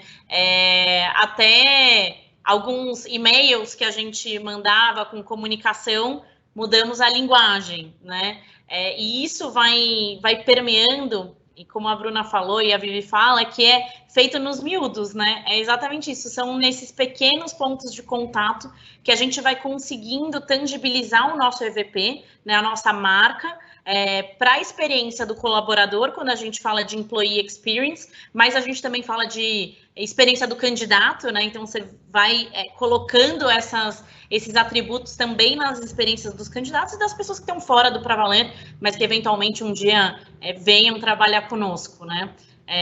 Então a gente vai colocando esses pequenos atributos em todos os pontos de contato que a gente conseguir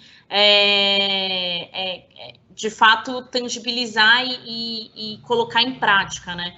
Mas é o que você comentou, tem que ser estratégico, né?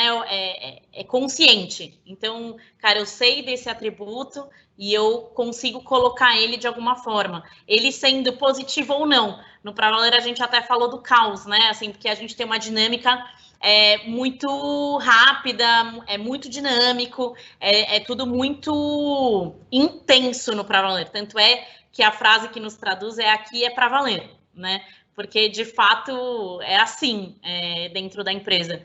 E aí, no começo, a gente falava, às vezes, a gente queria até renegar um pouco essa imagem, né, que a gente tinha, que a gente criava. Mas a gente resolveu abraçar isso e a gente fala muito disso. Fala, por exemplo, em entrevistas sobre isso, né? O quanto dinâmica a gente o quanto é intenso o Pra Valer, para que as pessoas consigam ter uma visão e a imagem condizente com o que elas vivem dentro do Pra Valer. Então, não é só nas experiências bonitas, só no Employee Experience bonito que a gente às vezes ouve, né, e fala, mas também naquelas coisas, naqueles pontos que são intrínsecos, que são estruturais da empresa e que todo mundo sente.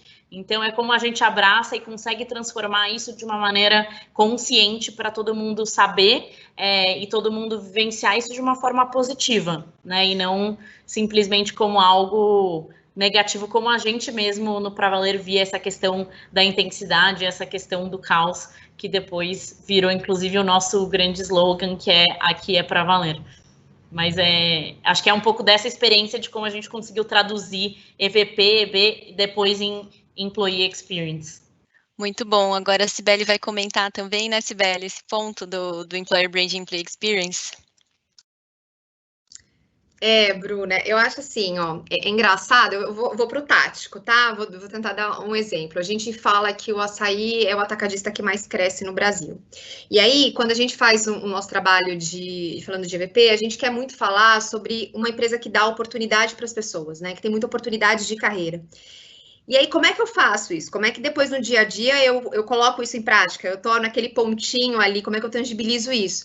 Então, assim, quando eu desenvolvo um programa interno, né? Então, por exemplo, a gente tem hoje um programa que a gente chama de ProSim, onde foi até que eu citei que a gente tem 3.000 promoções no ano. Então, a gente acaba sustentando. E uma fala que permeia muito ali o nosso dia a dia é o sucesso do negócio só tem valor se a nossa gente crescer junto. Então, a gente só cresce se a nossa gente crescer junto. Então, não adianta ficar no speech se você também não conseguir acompanhar isso nas ações factuais do seu dia a dia. Então, quando a gente tem esse exemplo, a gente potencializa, a gente faz com que aquilo que está na parede, lindo, estampado visualmente, a gente consiga efetivamente ver no dia a dia. As pessoas consigam replicar aquilo e aquilo se torna uma verdade. Elas verdadeiramente vivenciam. Então, eu acho que hoje no Açaí a gente conseguiu, principalmente nessa questão de oportunidade, desenvolvimento de carreira, associar muito bem, né? Tanto a trajetória, tanto um conceito com a prática, com a vivência.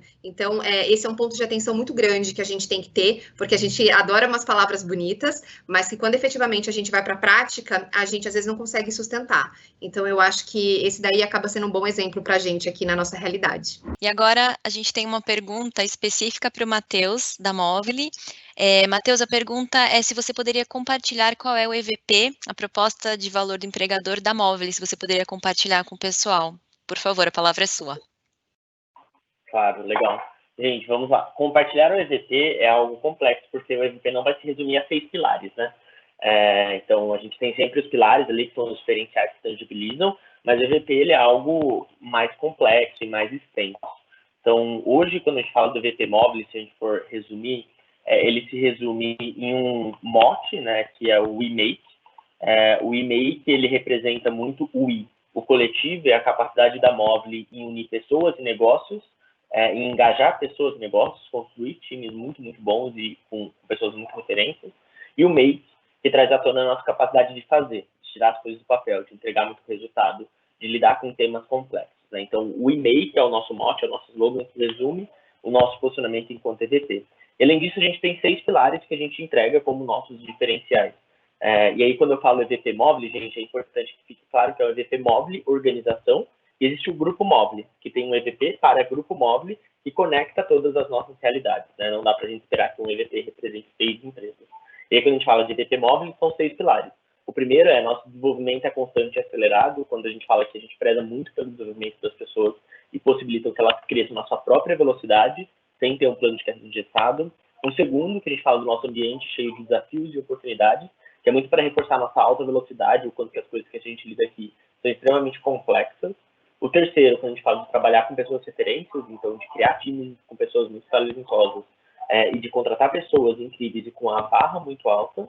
O quarto, de prezar pela autonomia e liberdade de verdade em todos os momentos, em todos os temas, de garantir uma comunicação muito transparente. O quinto, de estamos sempre à frente do mercado, nós moldamos o futuro, que fala sobre a nossa capacidade de levantar e de levantar a bandeira de temas relevantes e novos.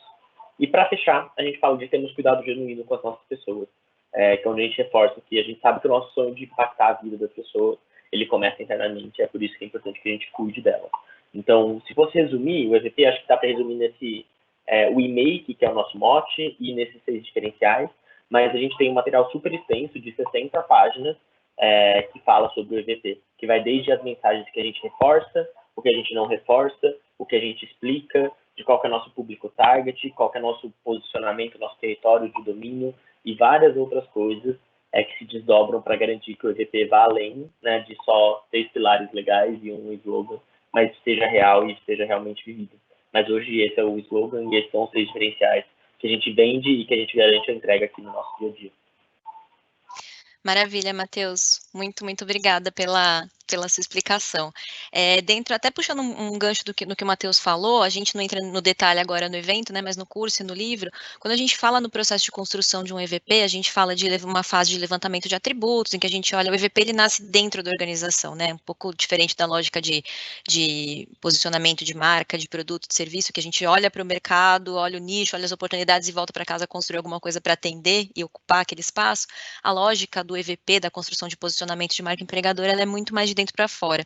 E aí, quando vai andando esse processo, esses atributos depois, né, por meio de uma série de metodologias, se tornam alguns pilares de comunicação que sustentam o mote, o EVP. Então, quando o Matheus falou de pilares, são os pilares que sustentam, que dão significado para o e-make. A frase o e-make é o tagline, né, do EVP, o slogan do EVP, e esses pilares começam a dar sentido para esse tagline. Então, o que é o e-make para a Movile?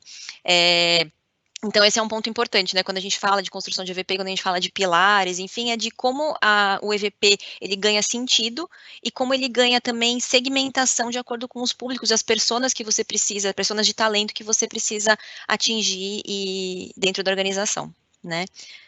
Vamos lá? Oi, Matheus, vamos lá.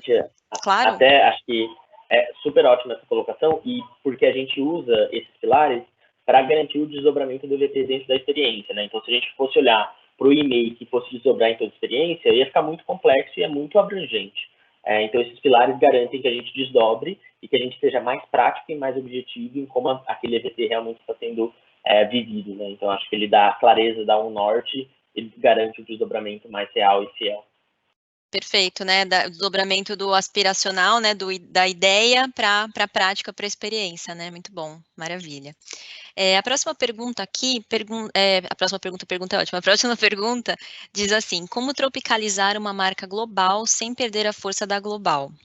Ah, não, desculpa, está escrito errado. Como tropicalizar uma marca global sem perder a força, né? Então, acho que está redigido assim, mas assim, como é que você traz para o Brasil, de repente, uma marca, um EVP global, sem perder, tropicalizando, mas sem perder essa força global, né? Quando a gente fala de localização, né, a gente fala tropicalização, mas também tem o termo localização. A gente precisa pensar, se esse processo foi construído, né, pelo global, mas ouvindo as regiões, em algumas regiões vai ser até um atributo de marca essa empresa ser global, porque às vezes é algo muito valorizado localmente trabalhar numa multinacional, numa empresa global, né? Então, isso muitas vezes vai estar muito presente nos pilares de marca empregadora, nas narrativas de marca empregadora. Em outros casos, não, né? Eu acho que até o Davi, ele pode comentar um pouquinho isso, que justamente o case que ele traz no livro é de localização do EVP, né? Davi, você comenta um pouquinho, por favor? Claro, concordo com você, Bru. Tem uma situação aí muito forte dentro da questão da tropicalização, que é o quão diferente é essa mensagem, né? Eu vou citar 2 casos aqui. O caso da Mondelez, a mensagem tinha pequenas correções de rota. Então, o global estava falando de um A puro, que é o global, a empresa muito com aquela questão do aspiracional, do futuro. No Brasil, a gente ainda não vivia esse aspiracional, esse total aspiracional voltado para o futuro, e nós optamos por fazer uma pequena correção de rota, uma pequena tropicalização, mas sem perder o DNA. Eu já tive casos, não precisa mencionar o nome de empresa aqui, mas eu já tive um caso em que o que veio do global era muito pouco ou quase nada conectado com aquilo que era vivido no local. E quando veio a mensagem, acho que o principal ponto é que o local tem que ter, acima de tudo, coragem para sinalizar que aquilo não vai funcionar no país, porque isso, para ter a coragem disso, isso demanda um profundo conhecimento do teu público interno, da tua cultura interna e de quem você pretende atingir no mercado. Sensivelmente, você comunicando uma promessa que não se realiza, você está trazendo um asset negativo para a organização. né? Porque a pessoa vai aterrissar e vai falar, pô, mas vocês me prometeram uma coisa e não é nada disso que eu estou vendo, e aí não tem mais como você justificar, mas no global é assim, é só no Brasil que não acontece dessa forma. Então, se pela minha vivência aí, a dica é, se o global falar e você falar A mais um, ou A menos um, tem uma certa margem aí de correção, sinaliza e entrem num acordo para que vocês possam fazer essa tropicalização de forma a atingir o teu público-alvo sem perder a essência, perder o DNA daquilo que você quer comunicar. Agora, se aquilo é radicalmente diferente daquilo que você pretende comunicar, daquilo que você vive localmente, e isso é comum em algumas empresas, você precisa se munir de informações para sinalizar isso para o time global. Mais do que ceder a uma tentação de, por mais bem feito que seja o processo, é muito difícil você ceder a tentação de fazer um deployment daquela estratégia, colocar aquilo no mercado, porque o global mandou, e de repente você vai ser cobrado por um retorno que não vem, ou pior, você entrega um resultado, mas as pessoas não veem aquilo no teu dia a dia. Então, de novo, a questão da tropicalização passa por você entender a tua realidade, passa por você entender o que é do global e o que é do local, e até para sinalizar para eles que, de repente, são elementos que estão sendo discutidos que vão além do EVP, porque tratam da cultura, né, ou tratam da visão estratégica da empresa no longo prazo, ou, de repente, de uma situação muito local do teu business, que localmente o teu business é muito maior ou muito menor, ou está caminhando para um outro caminho, ou tem como é o caso que eu vivi anteriormente, tem ainda uns 2 ou 3 steps até chegar no nível que o global quer e ter a humildade de dizer, olha, nós vamos comunicar aqui isso, mas também gostaríamos de dizer um pouco, conectar um pouco da nossa situação e da nossa realidade local. No fim do dia, você é o embaixador. Né? Às vezes, esse papel do embaixador, ele tem que ser o embaixador da marca ou o advogado do diabo, às vezes, dentro desse processo, né? E ser o arauto da mensagem aí, mas... De novo, isso passa, se você tem certeza daquilo que você está comunicando, faça aliados e se não fizer sentido para você, tenha coragem de levantar a mão para dizer, olha, precisamos de uma correção de rota para a gente garantir que a gente vai conseguir entregar e aterrissar isso aqui para o nosso público interno e para o nosso público interno, senão isso vai fazer uma pressão no público interno que vai ser até desnecessário, até nociva para a organização no futuro, né? Ô, Davi, obrigada, e eu até vou voltar para você com mais uma pergunta que veio específica sobre o EVP e o seu trabalho na Mondelez. Eu vou agora fazer uma pergunta que eu quero muito passar a palavra para a Viviane para responder, porque tem uma pessoa perguntando assim, o endomarketing é aliado do employer branding? E é uma coisa que aparece com uma certa frequência, né, quando as pessoas conversam com a gente em curso, enfim, tipo, mas qual que é a diferença? Isso aqui eu paro, então, de fazer endomarketing, dou outro nome para isso, enfim. E quando a gente fala de tangibilização, né, e direcionamento, que é uma coisa que a marca empregadora se propõe a fazer, eu acho que essa pergunta já caminha para algumas respostas, né? Então, vou passar a palavra para a Vivi para falar um pouquinho disso.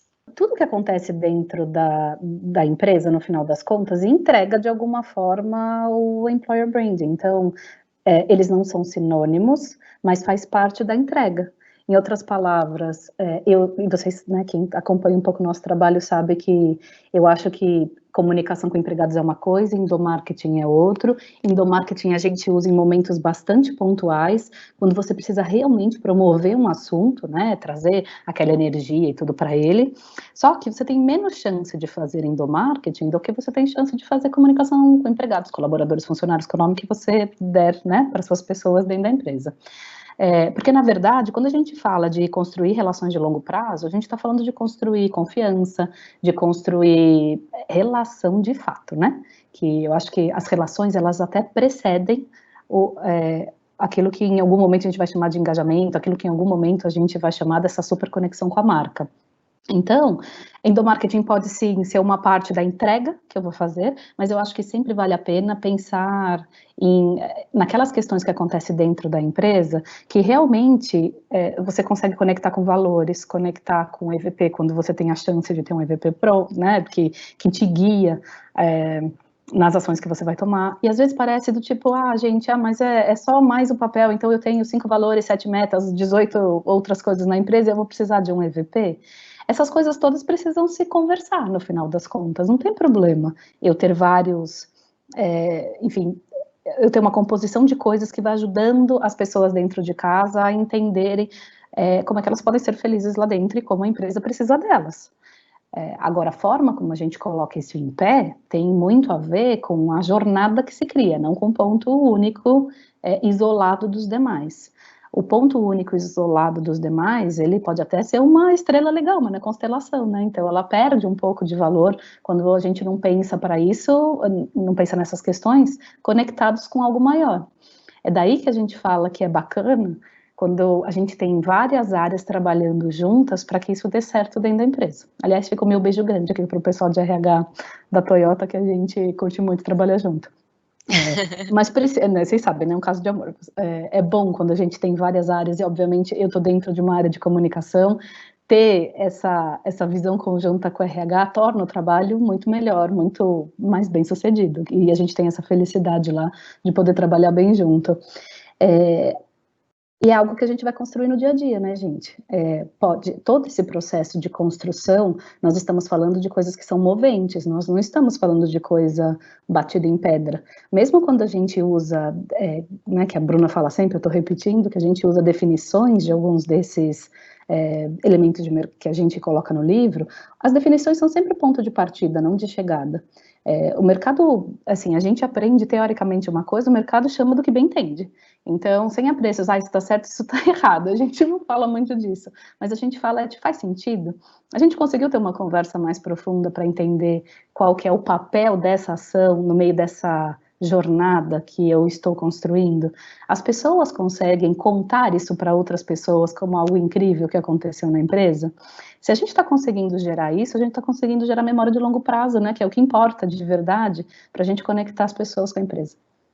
E agora eu vou passar para uma pergunta que é especificamente para o Davi, depois eu volto com você, Vivi, que tem mais uma aí para a gente encerrar, e que é a sua cara. Davi, te chamo de novo que veio uma pergunta que diz o seguinte: eu queria saber do Davi se teve algum valor do EVP global que você não teve como aproveitar na versão brasileira. Você conta um pouquinho disso para a gente? Eu lembro que quando você apresentou em aula, você falou um pouquinho disso, de traduções, enfim, e de coisas até que você teve que adicionar, né, ao EVP que não estavam previstas por causa da realidade brasileira. Você conta um pouquinho para a gente? Conto. Legal. Na verdade, não teve um que a gente não teve que rasgar e jogar fora, mas teve dois especificamente que naquele momento não faziam tanto sentido para a gente, né? Conhecendo as nossas necessidades locais, tinham eu posso citar aqui o nome, que era o Global Impact, que é como você impacta globalmente, principalmente dentro da cadeia sustentável, as ações que você pode fazer trabalhando na Mondelez que vão impactar todas as questões de sustentabilidade. Isso faz sentido para o Brasil, obviamente, mas nós entendemos que o público que nós comunicaríamos, eles olhavam para essa questão de sustentabilidade, não era um top priority para o nosso público, e quando eles olhavam para isso dentro da Mondelez, eles viam isso muito mais no impacto global, mas muito distante da nossa realidade local, né? Então, a questão de sustentabilidade ficava na questão de sustentabilidade da cadeia de cacau na África, do plantio de arroz no Camboja, do óleo de palma em Gana, e nós decidimos que é importante, é um elemento importante, mas que não faria parte prioritária da nossa cadeia de comunicação naquele momento. Nós decidimos, eram 5 os pilares, nós decidimos focar em 2 especificamente, que o Seja Quem Você É e os Love Brands, né, as marcas sensacionais que nós temos lá dentro da Mondelez. Tudo isso está dentro de um guarda-chuva maior chamado Make It Happen, que é o Faça Acontecer. Que, aliás, vocês comentaram do case da Nike, a gente vinculou muito, né, o Just Do It da Nike com o Make It da Mondelez, que está totalmente alinhado com a nossa plataforma. Então, a nossa decisão foi usar o Make It como um grande guarda-chuva, que já era uma decisão do time global, e cascateamos esses 2 Make It dentro dos 5 pilares. Nós priorizamos 2, que era a conexão com as marcas, porque aqui no Brasil a gente tinha que levar a questão do Mondelez para o Mondelez, e nós escolhemos fazer isso através das marcas poderosas que nós temos aqui localmente, e a questão do Seja Quem Você É, porque dentro do programa de estágios, a gente queria comunicar muito com as questões de diversidade, e o programa de estágios foi eleito para a gente fazer o lançamento do nosso programa. Então, de novo, né, acho que não foi um problema tão grande de não serve para a nossa realidade local, mas foi muito mais uma questão de não é uma questão prioritária neste momento. né? E o time global aceitou numa boa isso, até porque eles sabem que quando você cria um EVP, você não tem como você criar uma receita, embora chame cookbook, você não tem como criar uma receita de bolo pronta que sirva para todo mundo, que agrade a todos, e sim que você tem que criar um guia geral para fazer isso. No artigo, no livro eu comento sobre isso, é uma coisa que a gente falou muito com o time global, que as diretrizes do global, elas são feitas para atender os 80% da população. E os 20% são margem de manobra, que todo time global ele tem que abrir uma margem de manobra para localmente ele entender as questões de cultura, as particularidades do negócio local, o momento daquele negócio localmente. Se o time global cria uma coisa que tem que ser seguido 100% à risca, de duas uma, ou ele entende profundamente de todos os negócios locais e corre um risco em cima disso, ou ele pode cometer alguns erros de comunicação, como eu já vi no passado, de empresas que quiseram fazer o deployment 100% do como era feito no global para o Brasil e tiveram que voltar atrás porque não pegou. E o pior que pode acontecer num EVP são duas coisas, né? Na minha opinião, o público interno não se identificar e a coisa não rolar com o público externo. Eles olharem para aquela empresa, olhar para a promessa de EVP e falar, nossa, mas sério? Que é isso? Não faz sentido. É isso aí. Para mim. Então, o nosso papel é de fazer a conexão, a cola entre esses dois elementos aí. Davi, excelente, obrigada por ter respondido essa pergunta, que foi bem específica, né, sobre se não deu para aproveitar alguma coisa, se teve que adicionar alguma coisa. E a gente vai caminhando agora para a última pergunta, e eu queria chamar, não sei se a Bel está por aí ainda, eu queria chamar a Bel e a Vivi para fazer um comentário, que na verdade é uma reflexão que a pessoa mandou, que eu acho que fecha bem tudo que a gente está falando aqui, em que ela diz assim: a Vivi mencionou logo no começo que EB, Employer Branding, tem conexão com a memória afetiva, e faz todo sentido. Tem empresa que não tem estratégia e ações de Employer Branding ou uma comunicação de RH forte, mas as pessoas e o clima da empresa fazem com que elas queiram voltar ou queiram ficar na organização, né? Nossa, imagina se elas trabalhassem em marca empregadora, teria um potencial ainda maior. E aí eu vou chamar a Bel e depois a Vivi para comentar isso, porque quando a gente trabalha, especialmente assim, de maneira próxima a marcas brasileiras, de dono, ou então, que é o caso, né, de alguns projetos que eu sei que é a AirTalk, que eu já tive o prazer de tocar de perto, a gente começa a ver umas marcas que chegam pensando, nossa, eu não sou atrativo para ninguém, ou eu não sou uma marca sexy para o jovem, ou eu não sou necessariamente... E aí, quando você vai ouvir as histórias que as pessoas têm para contar, você fica muito impressionado e apaixonado por aquela marca e o potencial que ela tem como marca empregadora, né? Então, acho que esse comentário puxa um pouco essa reflexão que eu queria passar para você, Bel, por favor. Eu acho que super tem a ver, assim, essa pergunta, e esse começo da fala da Vivi, eu falo, assim, que quando eu parar de me emocionar com as histórias que as empresas têm para contar, talvez não tenha muito sentido eu trabalhar com isso. Então, claro que tem metodologia, tem frameworks para a gente trabalhar, tem uma estratégia para a gente seguir, mas eu acho que o dia que você perde o ouvido e de se colocar no lugar do colaborador ou do candidato para ouvir aquela história de verdade, ou da liderança, você perde tudo, assim.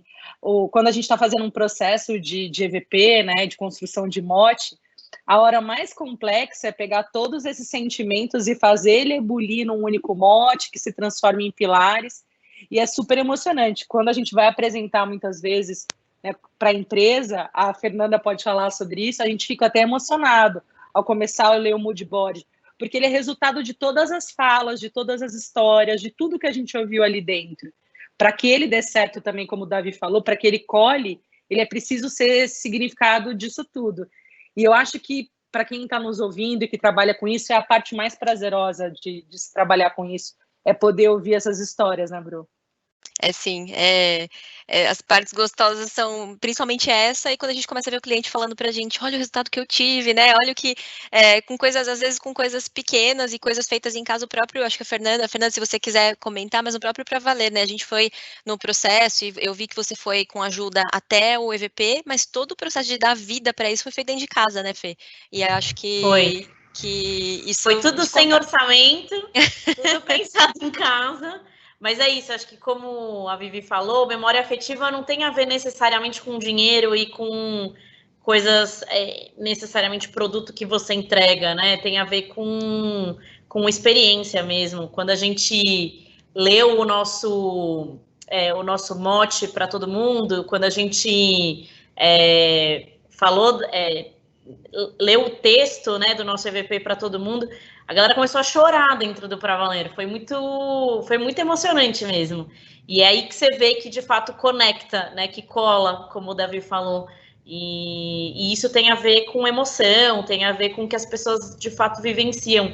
E eu volto a dizer que não necessariamente é aquilo, não é que você precisa ser sexy, né? Eu comentei do atributo nosso do caos, e que a princípio não era sexy, mas quando a gente fala dele e dá um pouco de transparência e significa esse caos para dentro da empresa, as pessoas se conectam, né? E vira de fato algo bacana para todo mundo, seja para quem entra, seja para quem está dentro do Pra Valer, né? Se causou essa reação internamente, a reação externa vai ser uma consequência ao longo do tempo, né? O entendimento externo dessa mensagem, o entendimento, a clareza externa sobre o que é trabalhar nessa organização vai ser uma questão de consequência, porque a gente sempre fala que o porta-voz mais confiável, isso pesquisas como o Edelman Trust Barometer e outros comprovam, né? Que a pessoa mais confiável para falar da própria organização é o empregado, não é? E o empregado é uma pessoa como eu, não o CEO ou algum especialista, é o próprio empregado. Então, quando você começa, se isso move, toca as pessoas, né?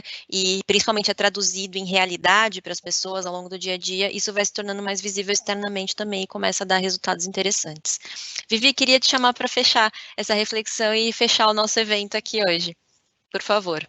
Bacana, Bru. Antes de mais nada, queria agradecer a todo mundo. É tão bom a gente ouvir essas histórias, ter um pouco de insight, ver que dá para construir uma coisa bacana de tantos jeitos diferentes, que a gente pode ser a gente mesmo. As empresas podem encontrar jeitos de fazer uma coisa que seja bacana, independentemente do tamanho dela, de qual seja o desafio, de qual seja a área de atuação, do tamanho da equipe.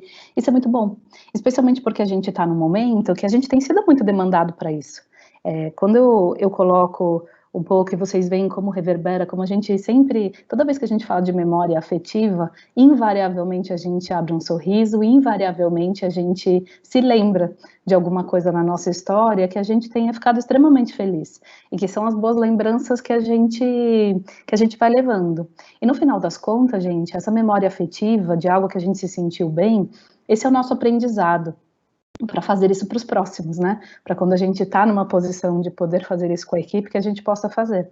Então, quanto mais experiências positivas a gente vivencia dentro das organizações, mais a gente cria repertório para repetir isso de outras maneiras. Então, se eu convivo num ambiente em que eu tenho reconhecimento de que a empresa diz para mim que eu posso aprender on the job, mas eu tenho alguém me ajudando a isso, que eu consigo receber um bom feedback para entender onde eu posso melhorar, isso é bacana, que eu tive uma chegada acolhedora, legal, que eu me senti parte da equipe rapidamente, e mesmo quando eu saí da empresa, que eu me senti tratado com respeito, muda tudo. Muda a forma como a gente enxerga a organização, ainda mais no momento que a gente praticamente não tem mais fronteira entre o que é interno e externo, né, gente? Se vocês forem pensar, por exemplo, a maior parte das histórias que a gente lê no LinkedIn são basicamente dos ambientes internos das empresas.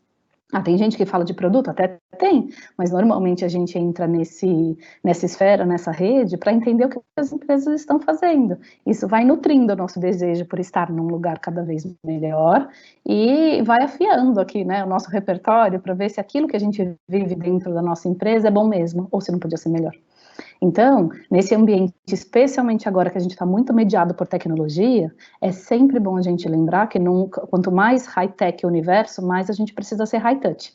Né? A gente precisa se relacionar com as pessoas, a gente precisa dizer que a gente se importa. Hoje, especialmente, eu estou num dia bastante legal, porque além desse lançamento que é muito querido para a gente, hoje eu completo 2 anos de Toyota. E eu devo ter feito ao longo do dia, gente, 8 reuniões diferentes. Em praticamente todas, alguém falou, poxa, hoje você faz aniversário de casa. Primeiro porque as pessoas sabem que isso é relevante para mim, que isso é um momento que eu paro, reflito, entendo o que foi, o que será e tudo, mas é um abraço, né? É um abraço a gente receber isso, né? Essa demonstração de carinho das pessoas que trabalham com a gente todo dia. Isso não está escrito necessariamente no EVP da Toyota, mas é uma lembrança de longo prazo que definitivamente me marcará ao longo dos anos. Então, veja, um exemplo pequeno, e eu poderia lembrar também, quando eu assumi uma posição gerencial, que já faz um bocado de tempo, já faz quase 20 anos, Eu me lembro do meu chefe, na ocasião, chamando todo mundo da área, porque ele tinha um anúncio importante para fazer. A gente foi para o terraço da empresa. Nesse terraço tinha uns canteirinhos de planta, né, de flor, de planta baixinha, assim, devia ter uns 40 centímetros. Aí o João subiu no canteirinho e anunciou para todo mundo a minha promoção. E eu nunca mais esqueci. E não teve nada, assim, de estrondoso, né, ele estava com o papel na mão e passou o papel para minha mão.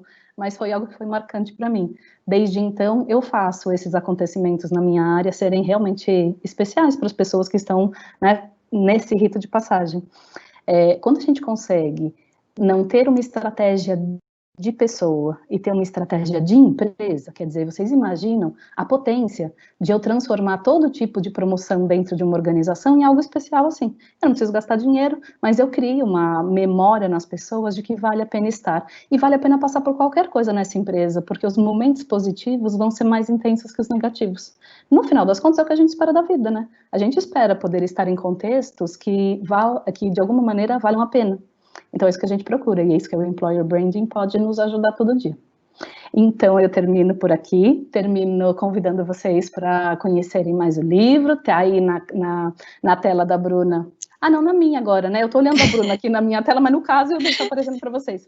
Tá aqui atrás de mim, vocês encontram o QR Code, se vocês quiserem comprar com desconto hoje, pode passar para os amigos que também não tem problema, o desconto está válido. Mas mais do que ler, gente, a gente manter essa conversa aberta, para a gente ouvir mais e mais histórias, porque quanto mais a gente aprende, melhor a gente fica. Bruna, é um prazer enorme, sem tamanho, dividir esse momento com você e ver o quanto que você é ativa na busca e na melhoria e falar sobre essas questões todas. É tão incrível, é tão gostoso. Me sinto uma privilegiada de estar com você nesse projeto. Pessoal, todo mundo que passou aqui, meu enorme obrigada por tudo que vocês fizeram por nós, tudo que vocês estão fazendo pelo tema. A gente fica super feliz de ver mais e mais livros saindo sobre o assunto, mais e mais lives, porque a gente também tem acompanhado muita gente discutindo o tema. E tem que ser isso, quanto mais a gente falar, quanto mais gente trouxer um aspecto diferente, mais a gente melhora a expressão do tema nas empresas, que é isso que vale. Obrigada, Bru. Obrigada, Vivi. É um momento super emocionante, né, pra gente. Eu já tinha escrito artigos para outros livros, mas é o primeiro que tem ali a minha autoria, né, e compartilhar esse momento com você, para quem é da área de comunicação, relações públicas, tal, vai entender que eu estou falando, eu me belisco às vezes, sabe, por ver que eu estou dividindo um livro com você. Então, super obrigada, sem palavras, e muito obrigada a todos vocês que estão aqui